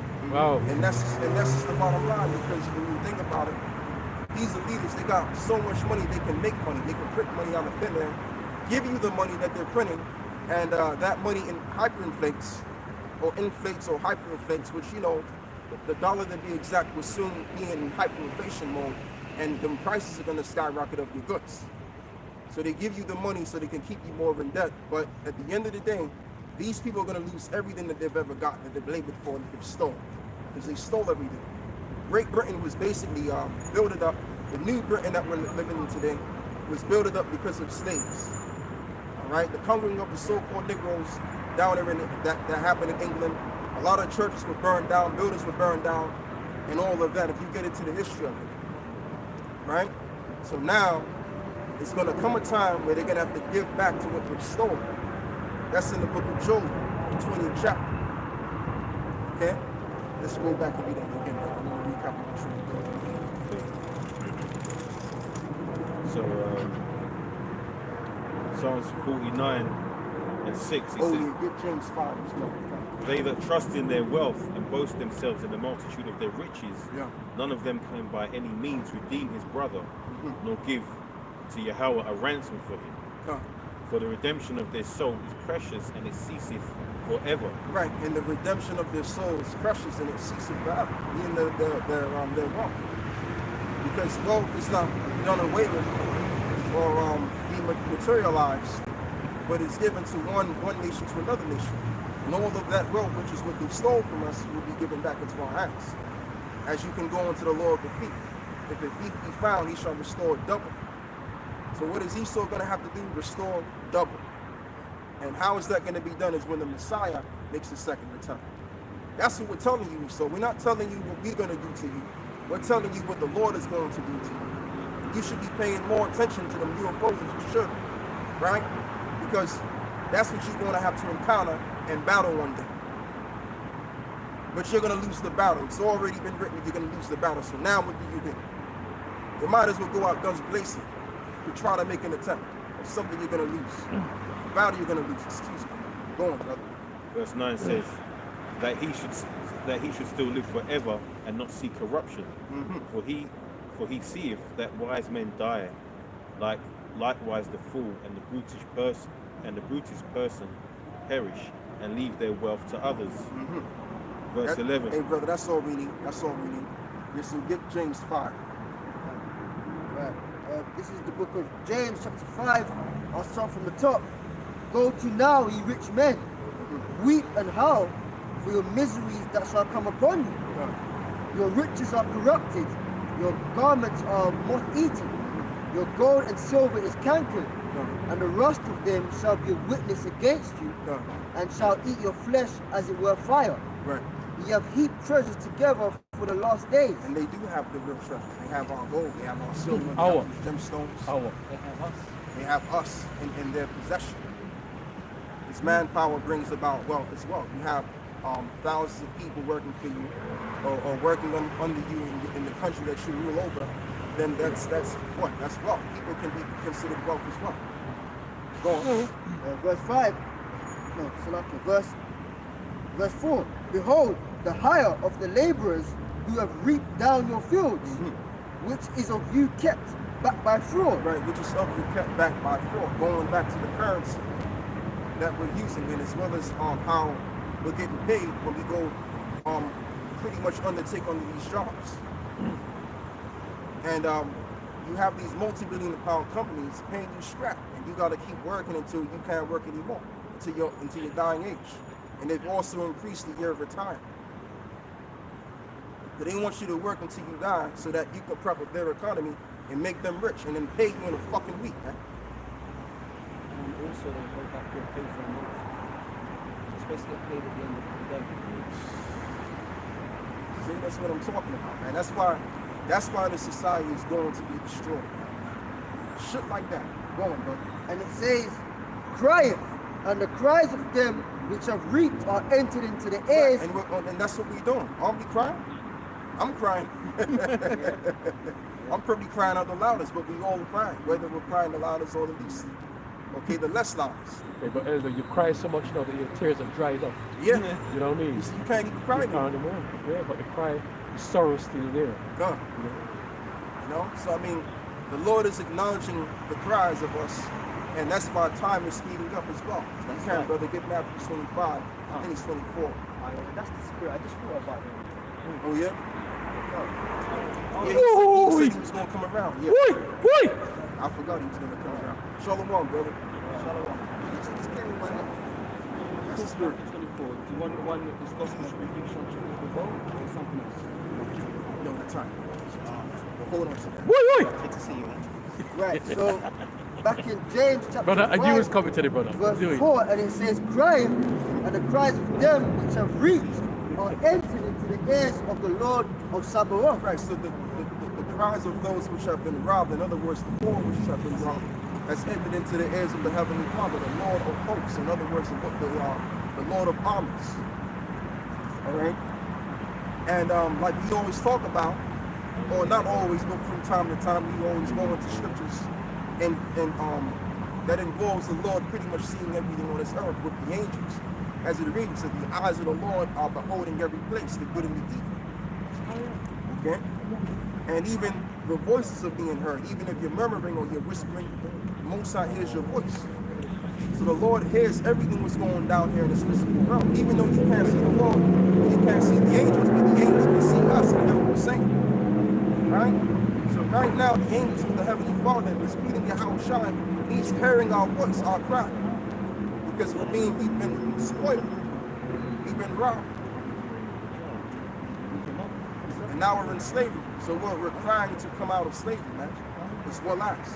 Go on, brother. This is Ezekiel 9 and 4. I'm holding Matthew as well. And lo, and Yahweh said unto him, go through the midst of the city, through the midst of Jerusalem, and set a mark upon the foreheads of the men that sigh and that cry for all the abominations that be done in the midst thereof. Right. And you want to elaborate on that?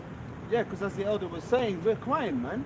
We see the abominations and we get vexed in our spirit, much like Lot was vexed in his spirit, having to live amongst those filthy sodomites day after day, seeing their filthy wicked deeds. So we're vexed and we're like, nah, man, Yahweh Shai, when are you going to come back and deliver us from this place? But yet the rest of our people, they love it here, man. They think, oh, everything's okay and, you know, everybody can do what they want to do. But that's not the way the Most High is dealing, man. So he's actually looking towards the men that are vexed and that are sighing and crying for all these abominations, and he's hearing our cry. That's why the prophecies are speeding up. That's right, brother. I can say as well, if I can just say as well, I can probably guarantee that all the men that are in this truth at some point in their existence were sighing and crying, whether they knew of the knowledge of the Most High or not. Because it's like the Matrix, right? It's like Neo in the Matrix, and he knew something was wrong, but he couldn't. He didn't know exactly what was wrong. And so, Morpheus had to open his eyes to it, like the Lord opened our eyes to it. That's right. That's right. Now, you know what? Tell you what. No, read what you had before. Okay, originally, we'll get to that. All right. So this is, back in James 5, right? James chapter 5, I'll read verse 4 again. Behold, the hire of the laborers who have reaped down your fields, which of you is kept back by fraud, crying, and the cries of them which have reaped are entered into the ears of the Lord of Sabaoth. Yeah, so the Lord, again, as I've said, the Lord has heard the cries of his children, especially the elect, because you're crying the most. The holy men of God whom he has chosen are crying the most. Not some old, wicked, way left individual among our nation, but the holy men. So if they're crying more so as they are in these days and times, then basically sometime or another you better expect the Lord to react on that. And that time is about to happen real soon, right around the corner. Go on, brother, you gotta be more now. Yeah, and it says, verse 5, ye have lived in pleasure on the earth and been wanton. Ye have nourished your hearts as in the day of slaughter. Right. They have nourished their hearts in the day of slaughter, because they're going to bring the time of slaughter. But what does that really entail? They've lived a well-to-do fortunate life, a life of having wealth where they didn't have to work a day in their life. Their ancestors didn't have to work a day in their life. Their offspring, right? So that kind of standard of living is going to be done for. You know, the kind of life where you could just tell your politicians what to do and manipulate people's money, because the money that we have isn't real money anyway.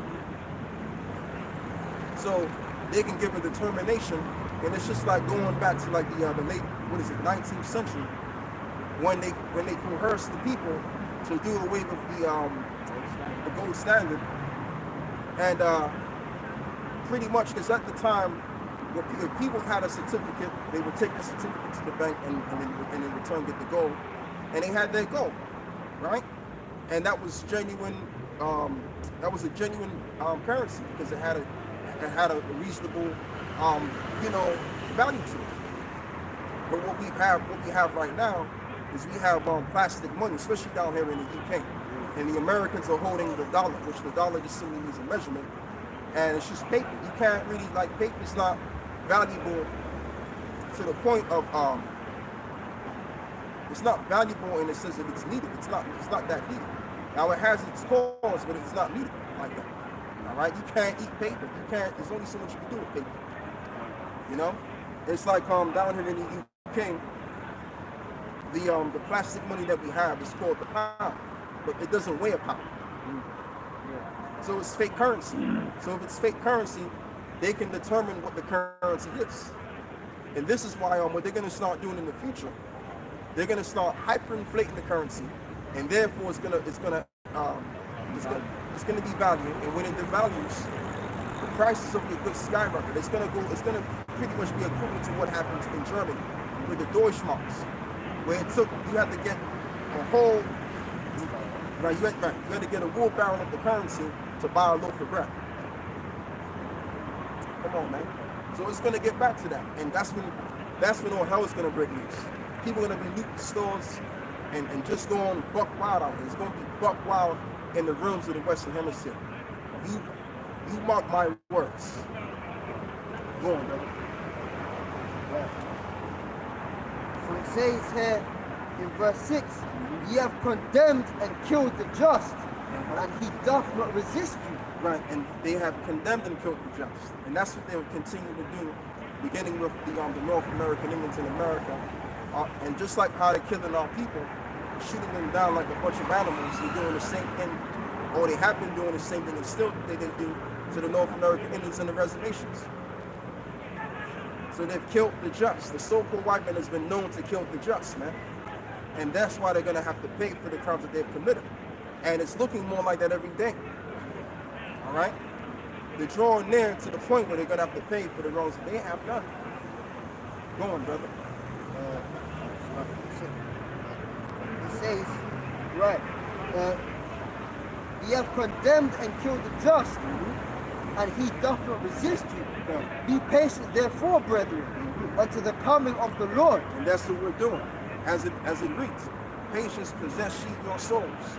So we're just waiting, man. We don't have to go out to 10 down the street and bust down the place Like the people have to, because the people don't have no ground, spiritual ground to stand on. So they have to go out there and bust down the place. We don't have to. All we got to do is bring out this word, and as we do bring out this word, time and she's shaking her head. Well, she's you won't be shaking your head when all hell breaks loose, right? So as we keep preaching this word, the vibration of the word is pretty much breaking the system down, just like the walls of Jericho. Okay, these devils are going down. It doesn't matter if they're shaking their head or not. Their life is about to be lost. Go on, brother. Right, Matthew 24:32. Now learn the parable of the fig tree. When the branch is yet tender and putteth forth leaves, ye know that summer is nigh. So likewise, when you shall see all these things, know that it is near, even at the door. And you know, a cruiser that's near at the door, you better believe there's a lot of people dropping dead right now. That's why you see these ambulances going up and down the street. Judgments are happening every single time. You mean to tell me we're not in the time of the end? We're in the time of the end.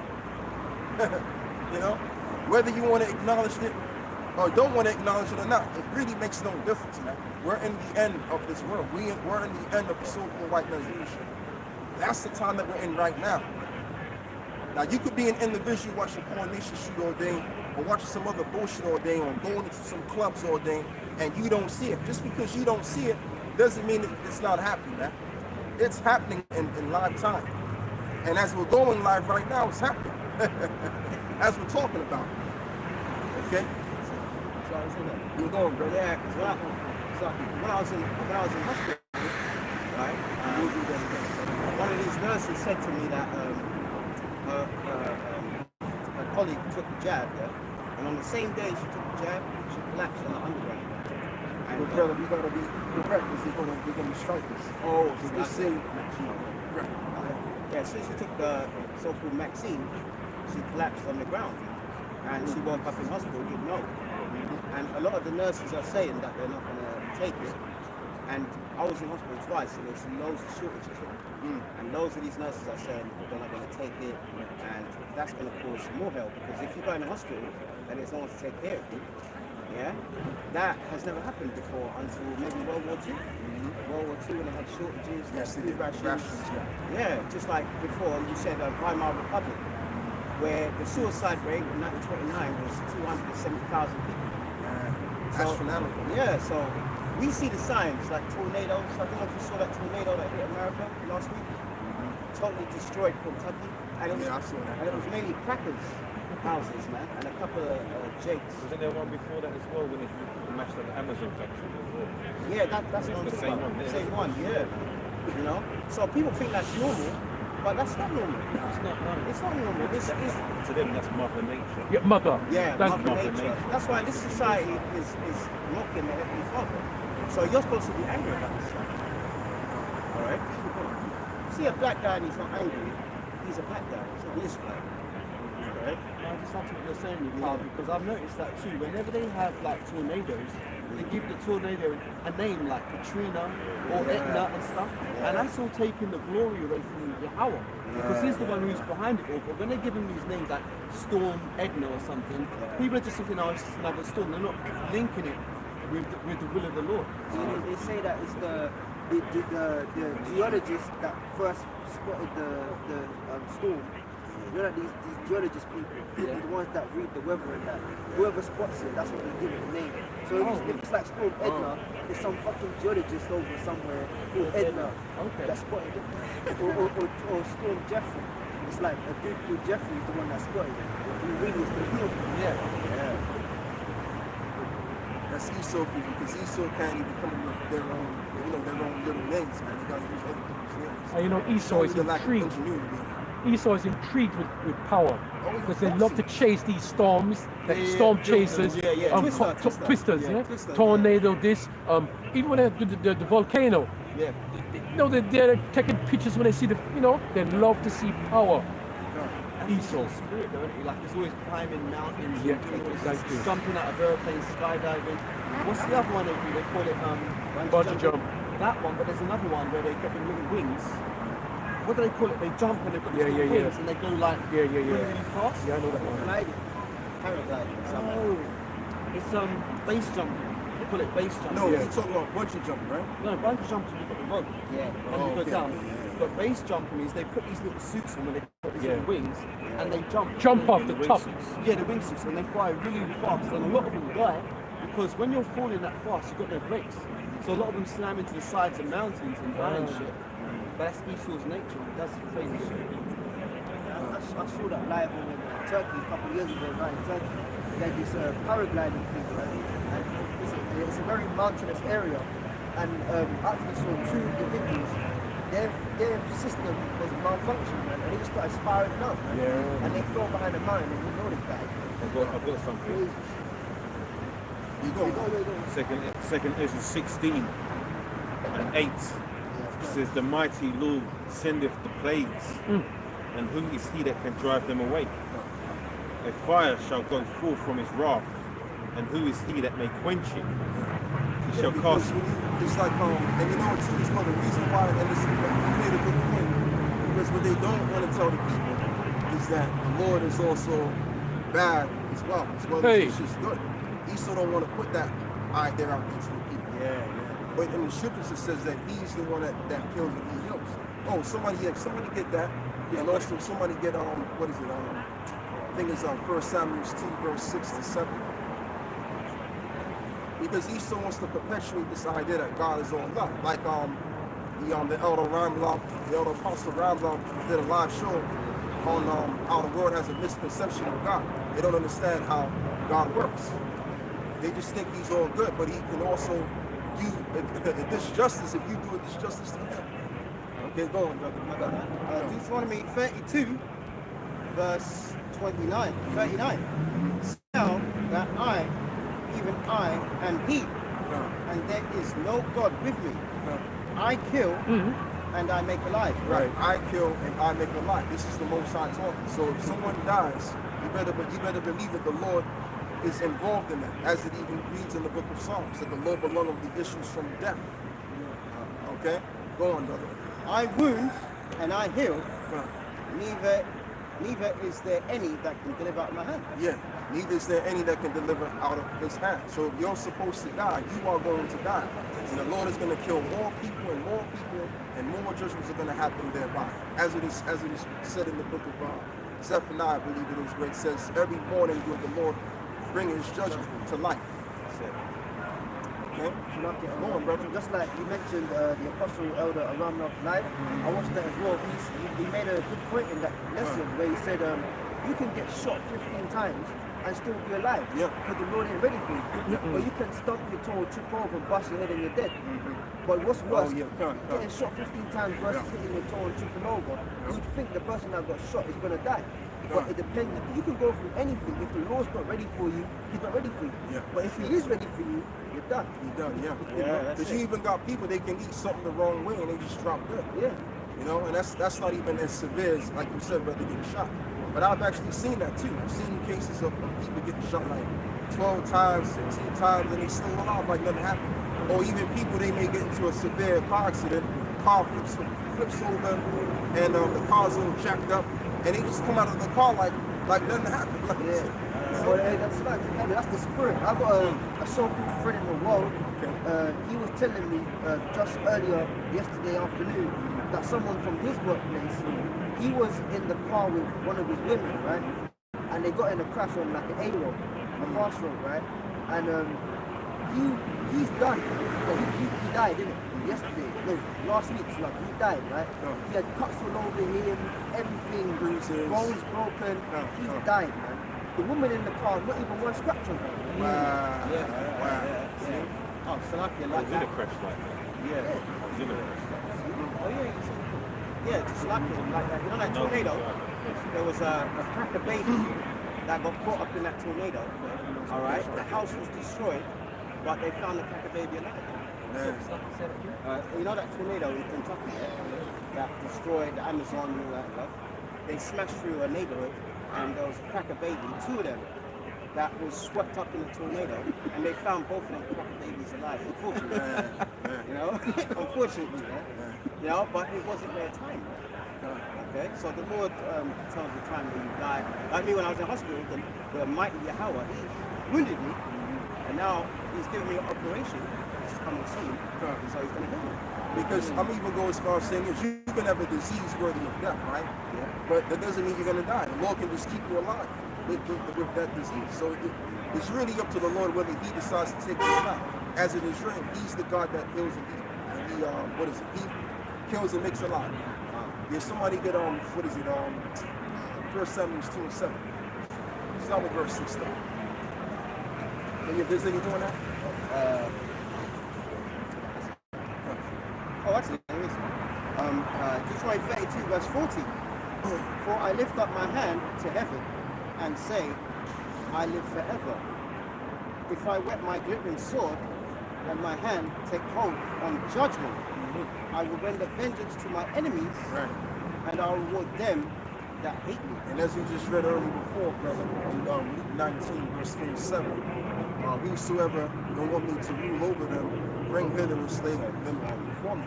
So the enemies could be the ones of our people that don't want to get down with the program of Yahushua, that have a problem with acknowledging Yahushua as the authoritative figure.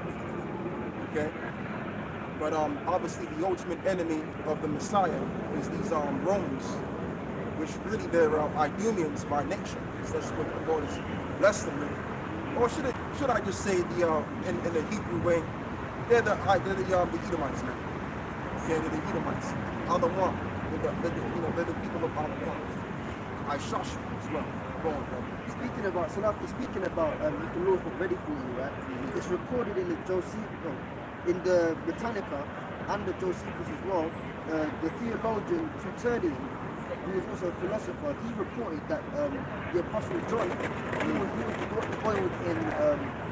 he got thrown in boiling oil, man. You know, and he should have died, and he didn't. And that's why they said, ah, cool, fuck it, let's put him on Patmos. And he lived out his days. What's the reason why the Lord didn't let him die in that boiling oil? Because he had to receive revelation. Yes. So if the Lord's not ready for you, you can go through anything. You'll still be alive. Yeah. That's why it also says, that's why it also says that everything is possible with the Messiah. There's nothing impossible. So what we're going to experience in this day of Jacob's trouble, we're going to be able to just go through it. Hey, you may have a brother that may have a missing arm, and he's still walking like nothing's going on. He probably ain't even feeling no pain. Because we're going to go through a lot before we get saved. You know? Stephen didn't feel no pain. So like, when he got stoned, you know, Stephen, he didn't feel no pain. He actually saw the heavens open, and he saw Yahweh Shai sitting at the right hand. Or even the Apostle Paul, when they stoned Paul almost to death, he was somewhere else. So the Lord can put you in that situation where you're being tortured, but you don't actually feel it, because your mind and your aura is somewhere in a different space. You know, you're going. This brother wanted to say something. You said exactly what I was going to say. Apostle Paul when he got stoned. The spirit had to come out another way. I've got a precept there you called for. Shall I bring it? Yeah, please. Right. 1 Samuel chapter 2 verse 7. Yahweh maketh poor and he maketh rich. He bringeth low and he lifteth up. And he raiseth up the poor out of the dust and lifteth up the beggar from the dunghill to set them among princes and to make them inherit the throne of glory. For the pillars of the earth are Yahweh's, and he has set the world upon them. Yeah, so when it comes to different estates, when it comes to life and death, the Lord is involved in every aspect of that. You know, and that's the level that Esau wants to be upon. But Esau, again, come on, man, like Esau's creating this technology on the basis of being a mere mortal. It's mere mortal technology. It's not godlike technology. Like, Esau can't do anything rather than what the Most High has delivered unto him for him to do. That's it. Like, it is what it is, man. This is his time to exalt himself from a particular point in time, and he's going to go down as well as his mom. So we're going to go back to James 5. I want to finish off on that.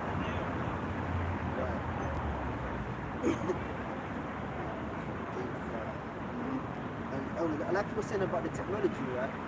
We read it earlier. He wants to make himself like the Most High, but there's always a cap to how far he can go. Yeah. Because even with the MOTV, what if the servers go down? Like, that's it. You ain't got no more connection to know what the hell's going on. You know? And speaking of that as well, sometimes, man, your TV, because Esau makes these televisions and phones. Sometimes your phone don't even work, but he want to put an implantable device in it. So if these things can't work, then how much more the implantable device is not going to work? So even on their technology that they're merging in, it's going to be faulty, man, because they're mortals. They're not perfect. They wish to be perfect. Like we was reading about what was it called, man? This nigga Jeff Bezos, which I believe he's a Scumalakite, right? Yes, definitely. And he's on the quest of finding everlasting life. Oh yeah, that article, You know, so I mean, these people, they want to take it there, but the Lord ain't gonna allow them to go there because that's really for the saints of the faith.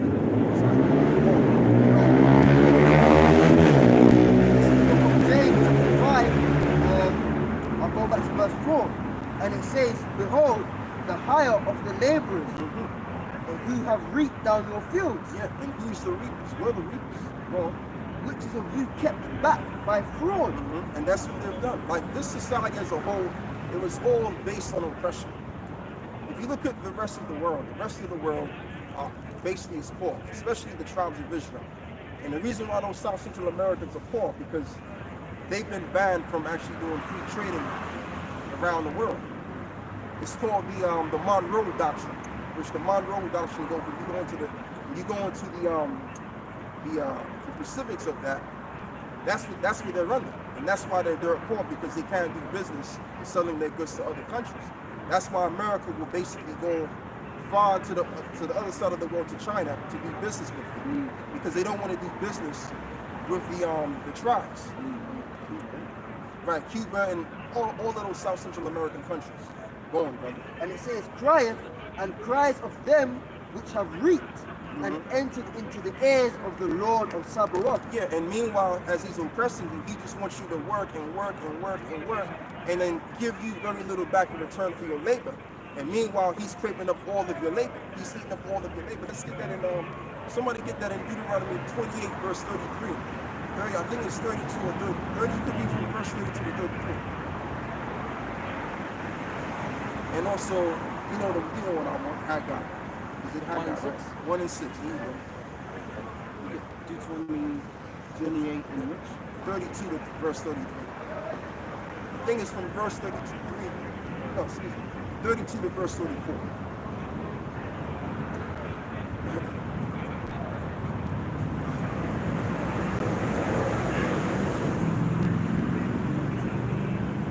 Whoever got it, Deuteronomy 28, 32 says, "Thy sons and thy daughters shall be given unto another people, and thine eyes shall look and fail with longing for them all the day long, and there shall be no might in thine hand.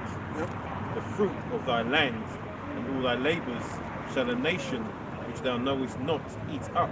That's what they do. That's what these devils have been doing. They've been eating up all of that which is what we've labored for. And that's why it also says in the book of Wisdom of Solomon that they've made no account for his labors. They didn't even actually give us the respect that they've given us, including in terms of what we've done for the system. Right? But we want to deal with the point of how these devils have been oppressing the tribes of Israel, just wanting us to be just slaves and workers and laborers to cover up their system, but don't want us to succeed in a society. Right? So that was the curse. So that's all we need, brother. Listen up. Haggai 1 and 6 now. Right, Haggai chapter 1 verse 6. You have sown much and bring in little. You eat, but you have not enough. Right, you eat, but you have not enough. You sow in much, but you get back very little. Go on. You drink, but ye are not filled with drink. You clothe ye, but there is none warm. Right. And he that earneth wages to put into a bag with holes. Right, because what happens is as it does for all of us, we all have to pay bills, we all have to pay rent, and we have to pay these different utility companies subject to payments. Right, being subject to payments. So as you're working and you're accumulating the money that you're laboring for, now you have to pay these different companies, these different bill companies. The companies that own the water, the companies that own the electric, gas. So the next thing you know, you ain't really got no money. Because basically all of these companies, which really stems all the way back to the bank, which the bank probably funded these companies anyway, well, obviously the bank funds all of these businesses anyway. You're basically putting your money back into their hands. So now, as you're working, it's just an ongoing cycle. You're not working to become more progressive, but you're just working, and it's just a cycle. All right? That's why Jake said we're just keeping our head above water. Yeah. Yeah, that's saying. Didn't the apostle, I think Apostle Ramla brought out one time that in America, the average so-called black woman, when she finished paying her bills, she's got something like $40 left. No, the average black woman is worth $5. It's $5 that we found out. Yeah. But that's because all of these corporate companies, they're eating up the labor of our people. That's sad. You know? That's just the reality of the matter. So let's go back to James. Don't read that again. Read what you got again. Haggai 1:6. Right, Haggai 1:6 again. You have sown much and bring in little. You eat, but you have not enough. Yeah. Go on. You drink, but you are not filled with drink. You clothe you, but there is none warm. And he that earneth wages to put it into a bag with holes. Yeah, and that's just the bottom line. We labor, we sowing much, but we get back very little. Going back to these companies that we have to pay, these different bills and rent, all that other stuff, taxes including on top of that. And even in speaking of taxes, they've actually increased the taxes some more. I just read the newspaper on it a couple of days ago, right? So they're going to increase the taxes. They're going to up it a little bit, up the ante on the taxes as well. So while you're working, you're like I said, you're not working to live a more of a progressive lifestyle, but you're just working under the behest of the elite or this government to prop up this government anyhow, right? That's why you have a lot of people that work in these companies. And when you look at these companies, you realize why is this company a multi-billion-pound company? Because what they're doing is they're obviously they're going to be multi-billion-pound companies because there's no competition. What happened? Like look at Morrison's, look at Owsley, look at Sainsbury's, right? They're like the main governmental stores you can go to get your goods. So they're creating up all of the money and keeping it for themselves. And meanwhile, they're paying the workers to scrap. That's right. And that's why the lockdown's going to affect these companies. Right. They got richer. Yes. Whereas the actual, people who own their own businesses. Yeah, the mom and pop stores. Yeah, That was the point. that's the point. So like it, just like the electricity. All them electricity companies have gone bust in the UK, and now they've mainly got what? The big six. Right. I know it's a six. Yeah, again. They love that number. So. This devil deals with numerology, man. Yeah. It's all about oppression. This system operates based on oppression. So if you're not a part of the group, if you're not a part of the secretive council, listen, man, you're not making nothing in the system. They don't give a damn about you. They don't care if you're an Edomite of their own people. They don't care if you're a so-called black person. If you're not down with the group, you don't matter. You're just going to be our slaves. You're going to work until you can't work no more for the rest of your life, and you're going to prop up our world, our economy. That's what this shit is all about, man. You know what I'm saying? But as we're reading, they're going to lose everything they got. They're going to lose all of their wealth, because all of their wealth, they stole it from us anyway. All of the gold they got, all of the gemstones they got in their vaults, stole it from us. Countries, lands, invasion of lands. Right? They even stole our identity. Yeah. They said that we were black. Even the term black in itself doesn't sound right. Right? It has an off vibration on it. Because they know what they're doing. They know who we are, they know we're the children of Israel, but they want to classify us as being black and brainwash us to call ourselves that to perpetuate our oppression. That's what this thing is about, so that they can oppress you and keep you working. Keep you working and don't ask for anything other than anything else. Go on, brother. This is Job chapter 20 verse 15. He that hath swallowed down riches, and he shall vomit them up again. Yep. That's right. The Most High shall cast them out of his belly. Right, and that's what's going to happen. All that they've gathered, all that they've stolen, they're going to have to give it back to us. Somebody get the law on their feet, right? Including us as well. We're going to be set free when the Messiah makes a second return, and everything, like I said, that they've stolen from us, they're going to have to give it back. And I'm talking about these bankers. I'm talking about these people that own all of these mega star corporations. They're going to lose everything, man. when the Messiah comes back as a so-called black man, they're gonna lose their world. And they're gonna lose everything so much. They're gonna lose everything so fucking much that we're gonna rule over them and enslave them. Right? As it is written in the book of Revelation 13 and 16. Excuse me. 13:10. I stand corrected. 9 and 10. He that leadeth into captivity shall go into captivity. So we're gonna take back what's ours and we're gonna own them. All right? And we're gonna be pretty much rich over them, over their labors. That's the way it's gonna be, and that's the way it should be, because the Heavenly Father chose to be his people. All right? Somebody get Deuteronomy 7 as well. I've got verse 13:10, yeah. Yeah, please read that. Right, Revelation 13:10.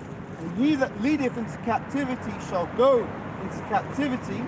He that killeth with the sword must be killed with the sword. Here is the patience and the faith of the saints. That's what I'm talking about, brother. Right? So he that leadeth into captivity shall go into captivity. And they led the saints of God into captivity. They brainwashed us at school and said, oh yeah, these are just blacks that were in slavery, or these are just Africans. No, they were children of Israel that they put on put on cargo slave ships. That's right. And they're gonna have to pay for what they've done. And then they stole our identity as well. Go on, brother. You got something to say. Oh no, and just what you were saying, because they brainwashed us. If you look at the Malcolm X film, he goes to the dictionary and he looks up black and it means void of light, Right. darkness, morning. And then when you look up the word white, it says pure, unintending to harm. Right. Them unintended to harm. Right. So you know it's like a play on words. So basically they flipped it. That's why the so-called black women, all right, now a lot of them are going out with the man's because he's in the power seat, but they don't understand that his seat is crumbling. Yeah. You know what I mean? A couple of legs are broken off. It's you know, it's rocking side to side. It's got the toes in. Yeah, and this black bitch is hanging on to it for their life. But that's women in general. I mean, it's power. It's all about power. Power. Yeah. And so there's nothing wrong with that, man. A woman going up to a man who's in power. But when we're in power, the women are gonna flock to us. So all you brothers that in this truth, you ain't got a woman now, don't worry about it. Pastor Bar said, listen, don't worry, the Lord sees your doings, and in the kingdom you're gonna have it in abundance. That's it. You're gonna have a yard of them. Don't worry about that. Seek ye first the kingdom of heaven, and all these things shall be added unto you. That's it. Yeah, so let's get back on this one. Oh yes. This is Exodus chapter 22, verse 1. If a man shall steal an ox or a sheep and kill it or sell it, he shall restore 5 oxen for the ox and 4 sheep for a sheep. So that's just one ox. If he stole one oxen from the oxen dude, then he would have to restore 4 or 5 of the bad boys back to the guy that he stole. From the guy that he stole. Yeah, that's compensation. So everything that they stole from us, they're gonna have to restore what? Double or triple. And we ain't really, we just touching the surface. We gonna go into this whole thing. Right? Go on, brother. If a thief be found breaking up and be smitten that he die, there shall no blood be shed for him. If the sun be risen upon him, there shall be blood shed for him. For he should make full restitution. If he have nothing, then he shall be sold for his theft. Go on. If the theft be certainly found in his hand alive, whether it be ox or ass or sheep, he shall restore double. Yeah, so if the items have been stolen, he shall restore double. So we know that Esau has stolen our goods, he's stolen our earth, and everything else that we once had before they've conquered us. So now they're gonna have to give it back because we see the stolen items, which is what they took from us. So how are we gonna get everything back when the Messiah makes a second return? And that's another reason why the Messiah is going to make a second return as well. So that the Lord can restore everything that was taken from us, including us as well. So he can take us out of captivity too.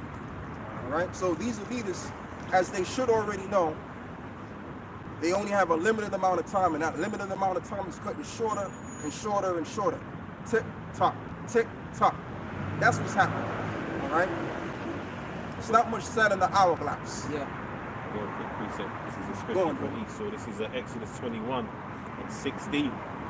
It says, and he that stealeth a man and selleth him or if he be found in his hand, Huh. he shall surely be put to death. And we have been still found in his hand. And we are still found in his hand because these same mega star corporations, which probably back in the day they owned slaves anyway, because like, you know, a lot of us were taught that every so-called white person owned a slave, but they actually didn't. It was really the plutocracy of the group that owned slaves. It was basically about 3 to 5% of them bad boys that owned it.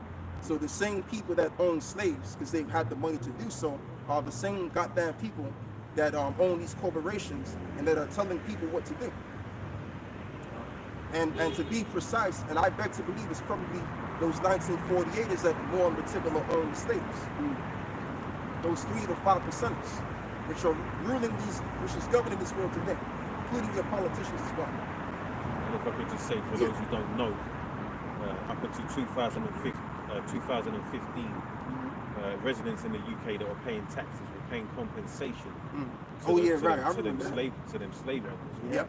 So that means even you know, us standing here, we're doing that. Imagine that you're paying compensation to your oppressors. I mean, like this man is unjust on every level. That compensation should have been brought to us. Reparations. But what they done was, is like the brother said, they basically compensated those wealthy individuals that own the slaves. But it's okay, they can keep what they have because that's all blood money anyway. You don't want them to do that. You don't want them to do that. That's ill-gotten gain, so they can hold on to that, and that would then be their curse. You don't want none of that. They can keep that shit. Go on, brother. Oh, sorry. Should I say something? Yeah, you can say something. Yeah, like when they deported us from this country, so-called Great Britain, they made a company called the Royal Africa Company. Right. All right. That was shipping us out, and there's a program called Britain Slave Secrets, and a cracker, historian cracker, went to Bristol, and he said, I want to dispel the myth that average whites did not benefit from slavery. He said on this street, there's about, you know, like a working class street, 40 houses there. He said in the 1700s, I can't remember what date it was, every house on the street had stocks and shares in the Royal African Company. All of them, man. And he went for the census, there were blacksmiths, bakers, average people. So you average crackers that say, oh, well, I haven't benefited off it. They have benefited. The fact that you're breathing means that you've benefited off it. But don't worry, give that time. Yeah. You know, give that time. But, you know, Because they like to say, well, it was the small hats that really were involved in funding the slave trade. That's true. But y'all was supporting them. Yeah. Y'all were the ones that was hanging us and lynching us on trees and calling us niggas, throwing all kind of shit at us. Them and the small hats are one and the same anyway. Yeah. They try and separate themselves from them. Huh. Yeah, they're the same goddamn people. The only difference is that the small hats, yes. they just wear all black and shit and say that they us, but they really the same motherfuckers. So this man's a hypocrite. Man. He's complaining about what is it when they talk? What is that thing when they're trying to get so-called blacks and whatever ethnic minorities in the workplace to get prominent positions and stuff. Now, the affirmative action, right? Yeah, so now they're complaining about that, but they had that. They already had that. You look back in the days when Jake was out of the slavery, so to speak. They were already getting the jobs, and they've always been getting it. But now they're trying to push, you know, to please the poor. Now they're trying to please the poor. Yeah. You know, they're getting upset about that, not realizing they've always had that. And that's that privilege that people are talking about. And that's why these devils, and these lower devils, man, they're not getting out of it. Yeah, they know. They're not getting out of it, man. They know they're a part of it. They know they've had all the privileges that comes from the oppression of us. And you know, too, what they also did was as well in America. Because see, they like to just pinpoint what happened in Tulsa, Oklahoma, with this thing called Black Wall Street. There were many Black Wall Streets, man. Yeah. There were Black Wall Streets all over America. And you know that the CIA came out, basically the American government overall, they exposed themselves in saying that they were actually a part of that. And I just got the thing, and I was sitting down and I was doing my research, you know, on the the drugs in the inner city, you know, urban areas back in the 80s during the time of Ronald Reagan. Now, back in the 70s, you had a heroin epidemic as well in the 70s. And I just thought to myself, man, the American government would have to have been involved in the drugs, because at the end of the day, if drugs are illegal, why is it even in the country in the first place? Why is it even allowed in the country in the first place? So it had to have been something to do with the powers that be in America anyway, which were responsible for bringing heroin in these urban area communities in the 70s, and also in the 1980s when Ronald Reagan was in office, the early 80s to be exact, you had the crack epidemic. All right, and the reason why they needed to bring the drugs into the communities, because really they don't want Jake to be in their state of excellence. They don't want us to prosper. Because when you go all the way back to the early 1900s, around, you could even go as far as saying maybe the 30s, 1930s. Man, you had all kind of Jakes doing really well in their own communities in America, man. All kind of communities, man, all in different states. You know, they had the suits and ties on. I mean, they had the money. They was looking good. But they want to pinpoint Tulsa, Oklahoma, like, oh, that was the main thing. So, yeah. But the government came out and said that they were actually involved in that, and all of those riots among those men that pretty much turned the place into nothingness. It was all governmental men. It was men that was agents that did all of that. You know, so again, Esau has to pay for that as well. Because what I don't understand, if you don't like working for niggas or working with niggas, you know, they should have just left them niggas what they had, man. Yeah. That's how wicked they are. They can't even. They're Psychopaths, man. You just can't make this shit up. Oh, it's like they only had the Black Panther Party. Some of them were trying to stop these drugs from coming into the community, man.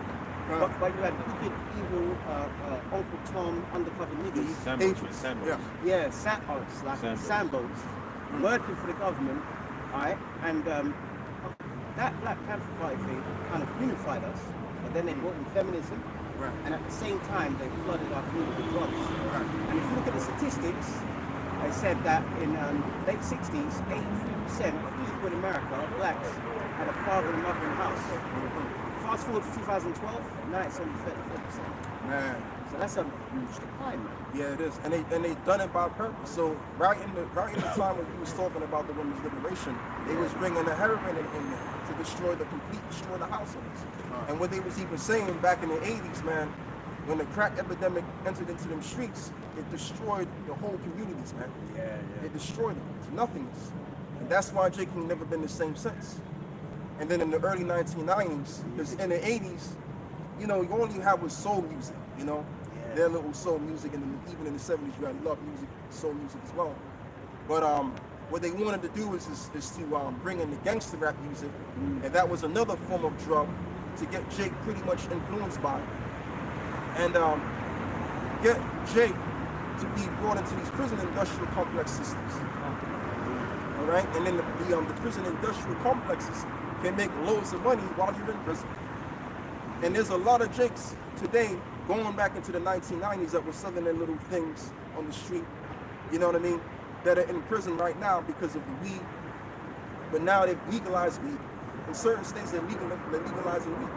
So when what's the guy's name? Slick Willie and this other guy, man, Joe Biden, they were all conspired. They conspired together in coming up with this crime bill law back in 1994. Yeah, 3 strikes and you're out. So through that law, a lot of Jakes, man, that didn't commit no crimes, pretty much got wrongfully incarcerated. Okay, even going back into the 1970s, you had Jakes that were wrongfully incarcerated as well, but crimes they didn't commit.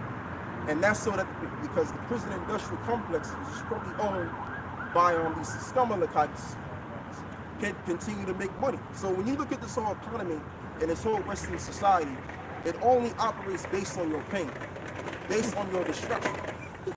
It's true. Because you look at the food that they're putting into the neighborhoods where Jake lives. Yeah. You know, all the unhealthy food causing diabetes and all the rest of it. Yeah. The music.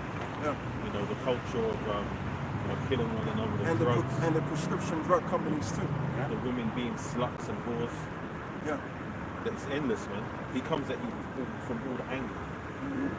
That's what this world is about. That reminds me of Psalm 23. That's why they want us to be like individuals rather than a solid unit. You know what I mean? But that's why the Lord said, Zephaniah 2:1, gather yourselves together, O nation of Zion. But that's the point with our people, especially our women. You want to be loved by your oppressor, right? And they're never going to love you, right? They're never going to see you as equal, even though we're better than them. I mean, I was saying it in the hospital to a nurse. I said, these whites are the lowest scum on the planet Earth. That's a good punishment to put the scum on your shoe over you to teach you a lesson. She was an Ethiopian nurse. She said that, you know, the war in Ethiopia, that's being funded by America. Oh, really? Yeah. She said they got satellite technology, they're child, and a small minority of them Ethiopians are Israelites. Isaiah 11:11. Push, yeah. And a lot of them Cushites, they know that Esau's the devil anyway. They know that, man. They can't stand America. But yeah, I mean, like, too much was done. Too much ill was being done by the hands of evil. And I mean, Esau really, and I mean, you can't really technically, you can't really get upset about Esau. I mean, you're going to get upset because we're supposed to. Just doing their job. To love the good and to hate the evil. So we're supposed to be upset. But Esau played his part to the team. You gotta, hey man, you gotta take your hat up to this devil.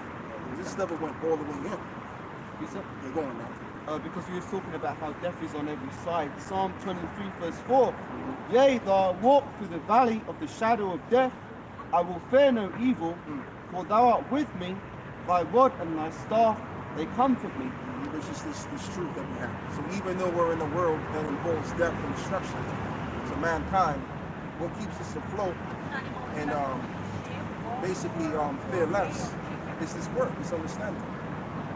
And knowing that it's going to come to an abrupt end, because, you know, this world can't keep going like that. This so-called white man has to come out of power. He has to. If this man don't come out of power, this world is going to be, it's just going to be worse and worse and worse and worse until it can't get any worse. And then the whole earth is going to be destroyed. There will be no life found on this earth. Point blank, it's not the same. Exactly. There you go. Yeah, so you finished with James 5? Yeah. Yeah, so you was reading something as well in relation to that. I read Psalm 23 before that. I was reading Revelation 13:10. But both. Check the back. Say it again. 17. Oh, it's double. You doubled it. Oh, I thought you did it once, just twice. I didn't know that. I took it once and looked in. I know that. Okay, you're going. Job 14:5, it says, seeing his days are determined, the number of his months are with thee. Oh yeah, Job, it was Job 20. Thou hast appointed his bounds that he cannot pass. Yeah, exactly. So there's a limited amount of time when Esau can rule the earth for and do his wickedness for, right? And when you read, you can't Revelation 20. And I think you can begin by reading verse 1 and maybe verse 4. Because you know, a lot of people have got so hypnotized under this so-called white man that he's just this apex individual. He's just this A1 human being on the earth and can't nobody take him down. But he's going to be taken down, man. And now the nations are actually starting to realize that this man is the devil and this world is crumbling apart. That's why you got China making fun of America now, talking about how the American people need help. You know, with their food and shit, because they can't afford to get food. Go on, brother. What's the verse 1? I think it's verse 1, yeah. Revelations 20 verse 1. And I saw an angel come down from heaven, having the key to the bottomless pit, and a great chain in his hand. And he laid hold on the dragon, that old serpent, which is the devil and Satan, and bound in 1,000 years. Yeah, so this man was in slavery under us for a particular point of time. I mean, that's a history this brother knows about, and I know some of that history myself as well. Go on, brother, but not like this brother. Verse 3. And cast him into the bottomless pit, and shut him up, and set a seal upon him, that he could not deceive the nations no more, till the 1,000 years should be fulfilled. After that, he shall be loosed a new season. Yeah, so now that he's been loosed in a new season, is what happened, right? What happened to us? We were taken down around the 13, I would say the 14th century, the middle of the 1300s, around the 1340s and 50s, and it had to do with this Black Death. Now, you know what I'm thinking, brothers, right? And I'm gonna say this out loud. Now, don't take this as gospel truth. This is just my little analysis, because right now, they're talking about this virus is floating out in the midst of the air, and you know, we know that people that are are declared, you know, doctors and you know, they got their credentials.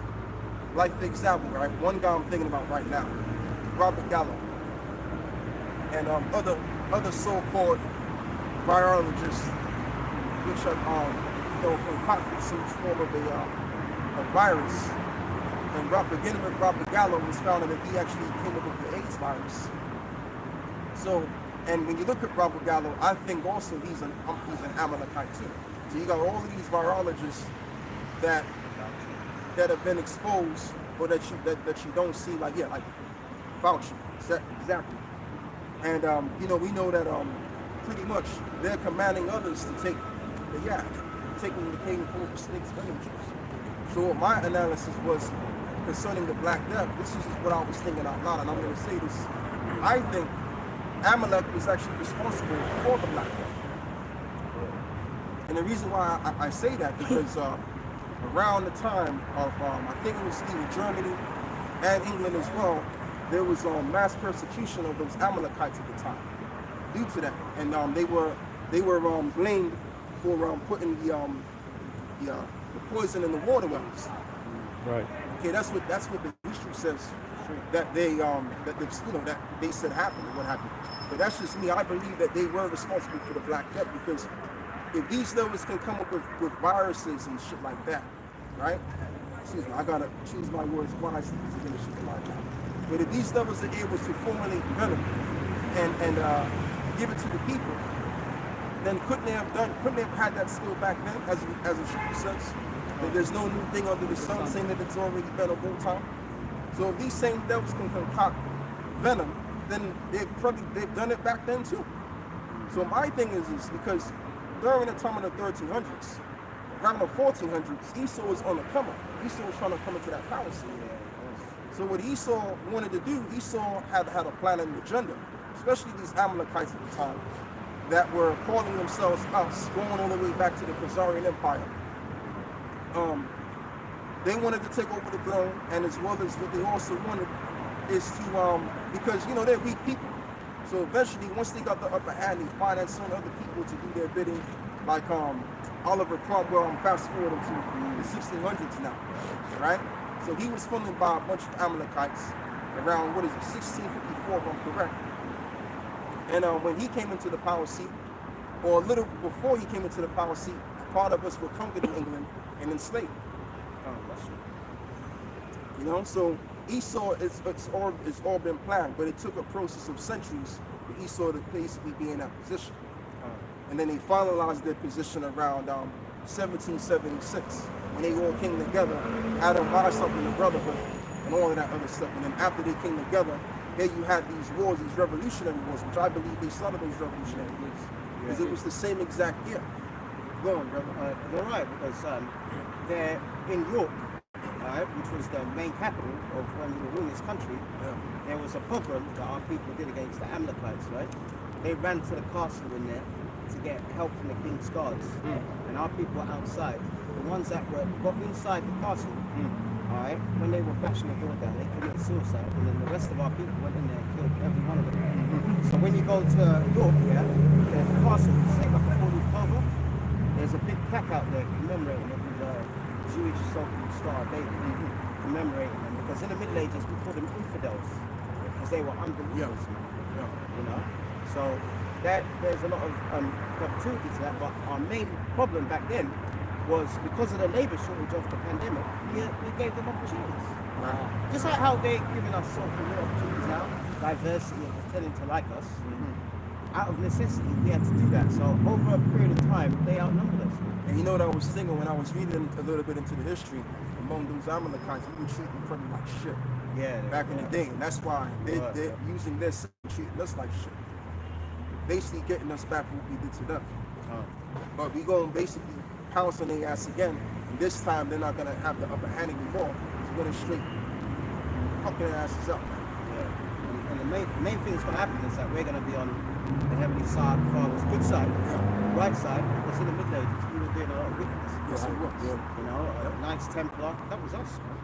You know, And the round table. Yeah, the round tables and Crusades. yeah, the Crusades, crusades. You know, making Islam. Yeah, we made Islam, man. Oh yeah, because you had this nigga, what is it, St. Augustine the third, Saint Black Augustine nigga. Yeah, that was around. I think they founded that church around what is it, the third century, 8 AD, around 350 something. some shit like that, right? So they came up with this Roman Catholic. The reason why you have the Roman Catholic Church right now is that Roman Catholic Church was basically brought back by Jake. See, Jake made everything, man. Jake formulated everything. And under the Roman Catholic institution at the time, as you said, they concocted Islam. So Islam is actually a Jake religion that Jake concocted. And that's why we're suffering as we're suffering right now, man. Yeah. Due to the amount of wickedness we did in the Dark Ages. You know, and then you had these other niggas among the Council of Nicaea, which was commissioned by Constantinople, and what they did was they refabricated and put a new spin to what was being taught 2,000 years ago. Sun worship. Yeah. Being on Sunday, all that kind of stuff. Yeah, man. But behind closed doors, they were drinking blood. Yeah. All right. They had Catholic churches underneath. The churches had basements. And I think one of the Henrys, Henry VI or whatever, got his men and went into Knights Templar's churches and destroyed them all. Tried them and hung them all. And that was the end of that Knights Templar. But on TV now, what do you see? Crackers, man. Yeah. Ain't no cracker gonna go over there to Jerusalem to fight for the land. What have they got to it? Jerusalem is what? The mark of our soul, man. That's our homeland. That's it. Yeah, so we're gonna get back on. Oh yeah. Go back to Job 20. Right. Because we just read James 5 about the wealth, so we're gonna go back to this now. Yeah, Job 20 verse 15. You have swallowed down riches and shall vomit them up again, and the Most High shall cast them out of his belly.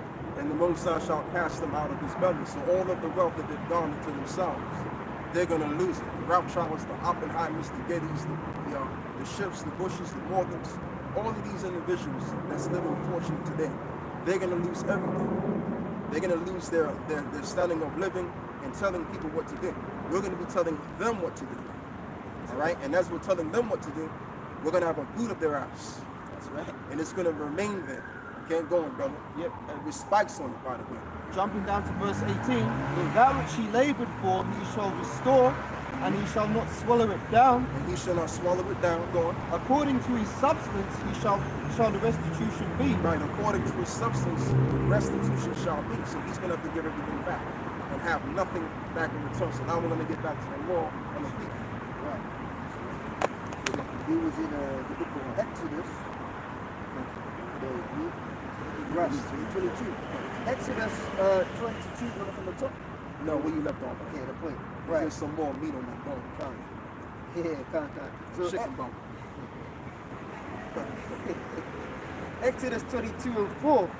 If the thief be certainly found in his hand alive, whether it be ox or ass or sheep, he shall restore double. Right, so remember we just read before that if the theft be found, in other words, the stolen items are found, that it shall be restored back into the guy which was stolen from. So we got that, covered as well. So it also says in this one that if the thief be found, let's read this again. And it says, if the theft be certainly found in his hand alive, whether it be ox or ass or sheep, he shall restore double. Right, he shall restore to him double. You see that? So the theft has been found. So let's keep going. And it says, if a man shall cause a field or vineyard to be eaten, and shall put in it his beast, and shall feed in another man's field, or the best of his own field, and of the best of his own vineyard, shall he make restitution. Shall he make restitution? And doesn't it say in the book of now Gad was given land. Gad was obviously given land, and when he was given land, he was also given those animals there to use. But what did Esau do? Esau went towards the land of Gad and removed the whole landmark, which that goes into a law in Deuteronomy the 15th chapter. And then now, because they've taken over that land, now they're growing whatever they're doing on Gad's land. So as we just read, if the theft be found, he shall restore double.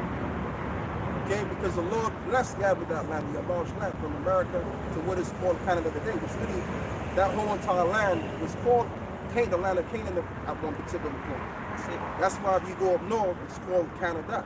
It's relating to Canaan. That's right. Go on, brother. Bit more in verse 7, if a man shall deliver unto his neighbor money or stuff to keep, and it be stolen out of the man's house, Go on. if the thief be found, And if the thief be found, go on. let him pay double. Let him pay double.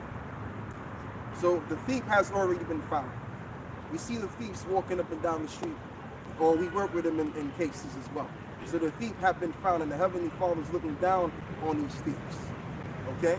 So when the Lord makes a second return, he's going to take everything from these devils that they've stolen, and it's going to be restored back unto us. All right? Right back to the original owners. Because we actually own this earth. The earth is our inheritance of the children of Israel. This earth is not for the so-called white man.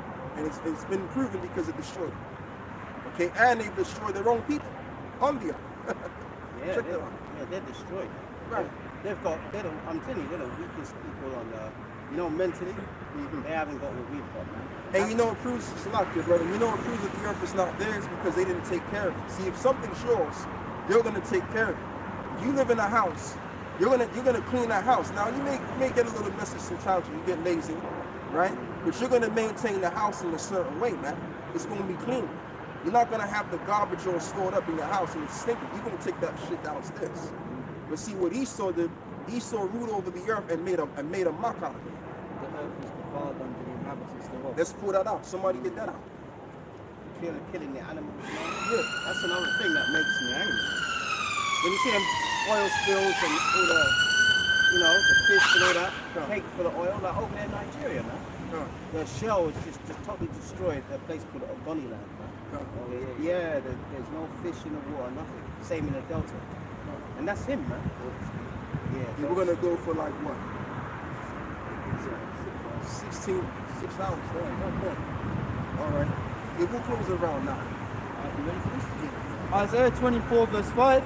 The earth also is defiled under the inhabitants thereof, because they have transgressed the laws and changed the ordinance and broken the everlasting Right, and covenant. they've changed everything. They've changed even the calendar. Because we're really supposed to be using the Hebrew calendar. Not this January, February, March, April, May bullshit. Which is commemorating all of those ancient gods of the old times. Even the days of the week. Right, even the days of the week. Right. And if you have Tuesday, I don't know what that means. But all of these days are relating to some kind of worship of another image or a god on the earth. Mythology, Greek mythology. Saturday going back to Saturday. Thursday, the Mighty Four, which our people in Sweden were worshipping that madness, man. I saw a cracker. On your thought. Yeah, I saw the cracker from Denmark in my hospital opposite me. That the Vikings were black, man. Hey, he had a heart attack when I showed him that the Vikings were black. He couldn't believe it, But they were worshipping four, man. And speaking of the Vikings as well, I believe you know Mark Henry, the wrestler. Oh yeah. And this other dude, the boxer guy, what's his name, man? Deontay Wilder. Man, them niggas, that's the Viking look. That's how they used to look. Cause when you look at the like Esau, what he would do, he would have a bunch of Edomites with braids on their head playing the Vikings, but you had Jakes that had their beards, like kind of like this brother. Like you could say that he had the Viking look too. He had the beards and he had the braids, and that's how he looked. You know what I'm saying? So I mean, they were Jakes.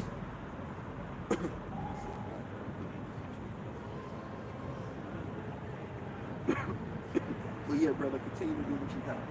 Right. So, we're back in Exodus chapter 22. And I'll read verse 8 again, or verse 7. If a man shall deliver unto his neighbor money or stuff to keep, and it be stolen out of the man's house, if the thief be found, let him pay double. Right. Well, if the thief be not found, then the master of the house shall be brought unto the judges to see whether he have put in his hands unto his neighbor's goods. But that don't have to be done because we see the thief. We see what's going on. And Yahweh Shah sees what's been happening from past even to the present moment. The Lord knows what the deed is with this devil. And the Lord knows that everything was stolen from us. Go on, brother. So guess what? When Yahweh Shah comes back, he's going to take this man down and take everything he got. Go on, brother. As we said, can you show it to the camera? Yeah, you can. Yeah. Go on. Jakes. Yes, you can show it to the camera. Yeah, so, See, Black Vikings, true myth, man. You know, true myth. Black Vikings, man. Middle Ages. All right. That's why it says, "Blessed is them who read it." Once you come to this truth, you start to get that bug, man. You know. You see, the thing is about that, the Edomites, right? They're being denied of that because they're everybody. So we can't be in anybody. Yeah. And the trick is that we are more than they are. You know, in some ways. Yeah. and you Their know, role, too, their role is no, minimal. you sluck it, bro. That's it. That's what. No, yeah, you got it, brother. You got it. I was You just got going to say it. their role is really minimal. Man. Any identity they have is stolen. Yeah, that's it. They stolen it off of other cultures, even slightly. You know, the surfing culture. That was done by Japhites. Man. Oh, Yeah, over there, and their so-called nobles or whatever used to have surfing boards and used to go on the water. And then this man basically copied them.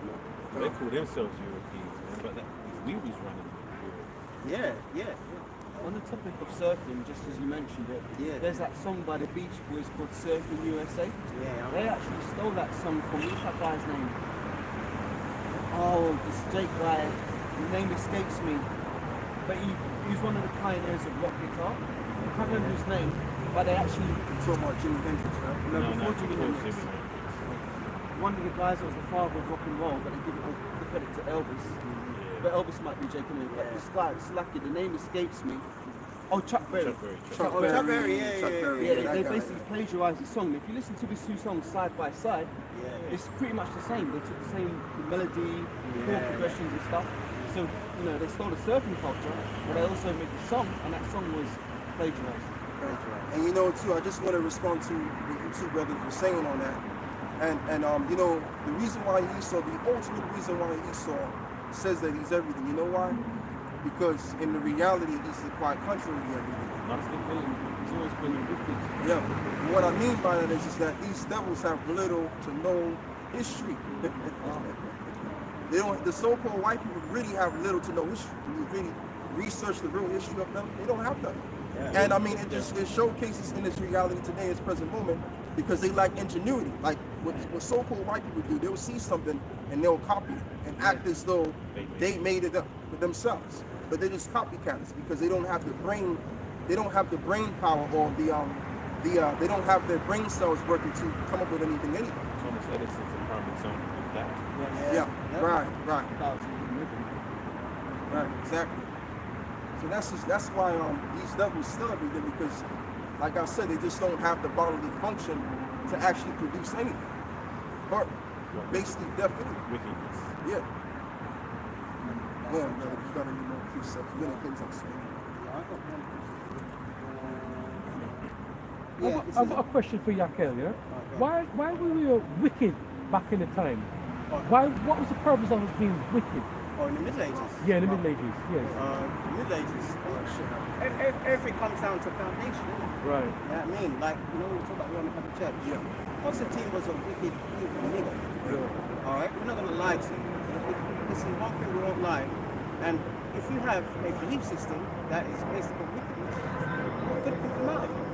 That's the reason why, if you look at all the wars we had, it was not against conquest of other races, not that much, some, but it was mainly against each other.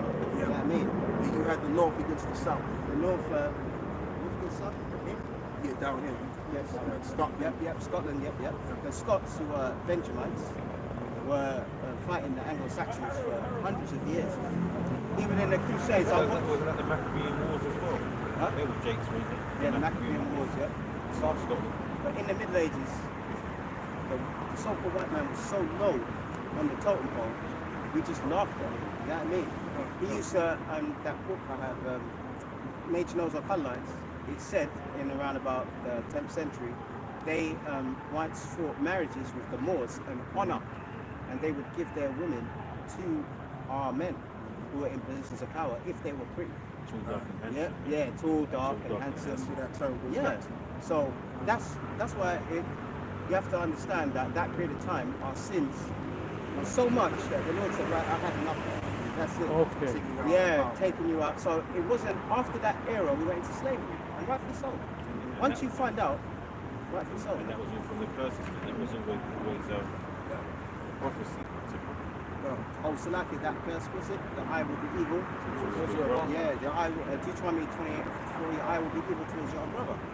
And that's how we were in the Middle Ages. So when we were going down and we had to unite to fight them, there wasn't much unity, man, and our numbers were low. So Yeah, because of the Black Death, which I believe those Amalekites were responsible. Like I said, people thought that as well. In the books that we've been reading. I think that happened, brother, because I mean, it's no coincidence that the same Amalekites are formulating these venoms as they do so. Yeah. You know, so I mean, They gave the blankets to the oh yeah, the North American North Indians, Americans, man, yeah, so so forth. that's their nature, isn't it? Yeah. That's right. That's right. Alright, this is John chapter 10, verse 10. The thief cometh not but to steal And to kill. and to kill and to destroy. That's what this devil. Oh, don't go. Oh, sorry. That's what he's done. He's killed us, he's destroyed us mentally, and he's taken our nationality. Yeah. Which yesterday there was a program about the gut rights in our homeland. You can't even believe the wickedness they're doing to the marriage. Do you know what I mean? Oh yeah, those people in Yeah, Palestine. Yeah, Palestinians, and some of them, a small minority of them, are people as well. That's why a lot of them have got sickle cell like me. And you know too, I have seen some like teaching in Brixton with the water years ago. I remember a couple of Palestinians came over, and I was like, man, this got the vibe of the Israelite, man. Yeah. And we got a lot of them that are jakes. Jakes. Yeah. So that's what he does: is kill, steal, destroy. But I have come that they might have life, and they might have it more abundantly. That's why Yahweh Shah got to take this matter out of the way so he can produce life in the earth for the Israelites. That's it. Verse 11. I am the good shepherd that giveth his life for the sheep. And That's then- what, hey brother, that's all we need, man. That's all we need. And in the Middle Ages, we didn't really respect that. We used the Messiah as some kind of whipping stick to put power over people. Man. All right. So we weren't righteous. Yeah, I want you to finish a couple of verses on Job 20. We're gonna close out. Right. So Job 20, back in verse 18. That which you have labored for he shall restore, and shall not swallow it down according to his substance.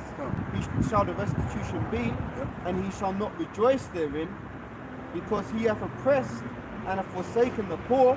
He hath oppressed and forsaken the poor, which the poor represents us as a people. Because we're the least in this economy right now. Go on, brother. Because he hath violently taken away a house which he builded not. Right, he violently have taken away a house which he builded it not. What did they do to Gad and Reuben? They stole their houses. And I mean, you can only but imagine the amount of death that this devil's brought to them so-called North Americans. Just by one state, that's a lot of people. So conquering all of those states, that's a lot of blood on. They got a lot of blood on their hands. And really, the American flag has blood on it anyway. It's a blood flag. All right, that's what that shit is. And then they brought us from wherever they found us. Some of us from West Africa, some of us from the interiors of Europe, brought us to the new land and lynched us and just did all kind of brutal things to us as people. They're shedding more blood. Go on, brother. What we're gonna do is we're gonna read this. And we're gonna finalize it with Numbers 23, not Numbers 23, Numbers 35. Go on, brother. Right. It says, surely he shall not feel quietness in his belly. He shall not save of that which he desired. Yeah, so I mean, that's all we pretty much need. The so-called white man, he's going down. And we see him going down, Lord willing, this year. Lord willing. Yeah. And if not, you know, like this brother said, we're going to see a lot of judgments occurring, intensifying, which is going to pave the way for the ultimate Son of Man to make a second return to severely judge this place. We're going to leave out with this. Alright, Numbers 35 verse 33. So ye shall not pollute the land wherein it defileth the land, and the land cannot be cleansed of the blood that is shed therein, but by the blood of him that shed it. And that's it. So these devils are going to be destroyed. their blood will be shut down. That's in the book of Ezekiel 35. But you know, if brothers want to bring it up, we can bring it up. But we're gonna close out. You know? But if you got that, we can bring it out. Or if you got some other precepts.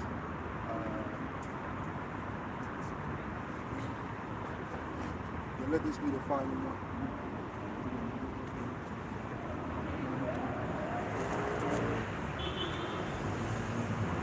Lamentations 4 Oh yeah. and 21. Alright? Lamentations 4 and 21. Rejoice and be glad, O daughter of Eden, thou that dwelleth in the land of Uz. The cup also shall pass through unto thee. Right? And that cup is what we had: slavery, oppression, Curses. yeah, curses, people looking down on us. All the curses that we're under is going to go on to the Edomites and the other nations. So they're going to have sickle cell, and they're going to be in hospital, and I'm going to give them paracetamol. All right? But that's what they want to. I'm telling you, the wickedness, that video I did, you'll see it when you review it. The wickedness That's like a damn good. I'm gonna check that video. yeah, check out the wickedness that they're doing to us in the hospital. Even a paramedic, a paramedic. Can't forget morphine too. No, we're not going to give them things like morphine to comfort their pain. We're going to give them paracetamol and push them back in the cotton fields. All right. So the cups are also passed on to thee. Thou shalt be drunk, and thou shalt make thyself naked. All right. Verse 22. The punishment of thine iniquity is accomplished by your desire. So we have to understand. We need to read up a bit. Read up. Yeah.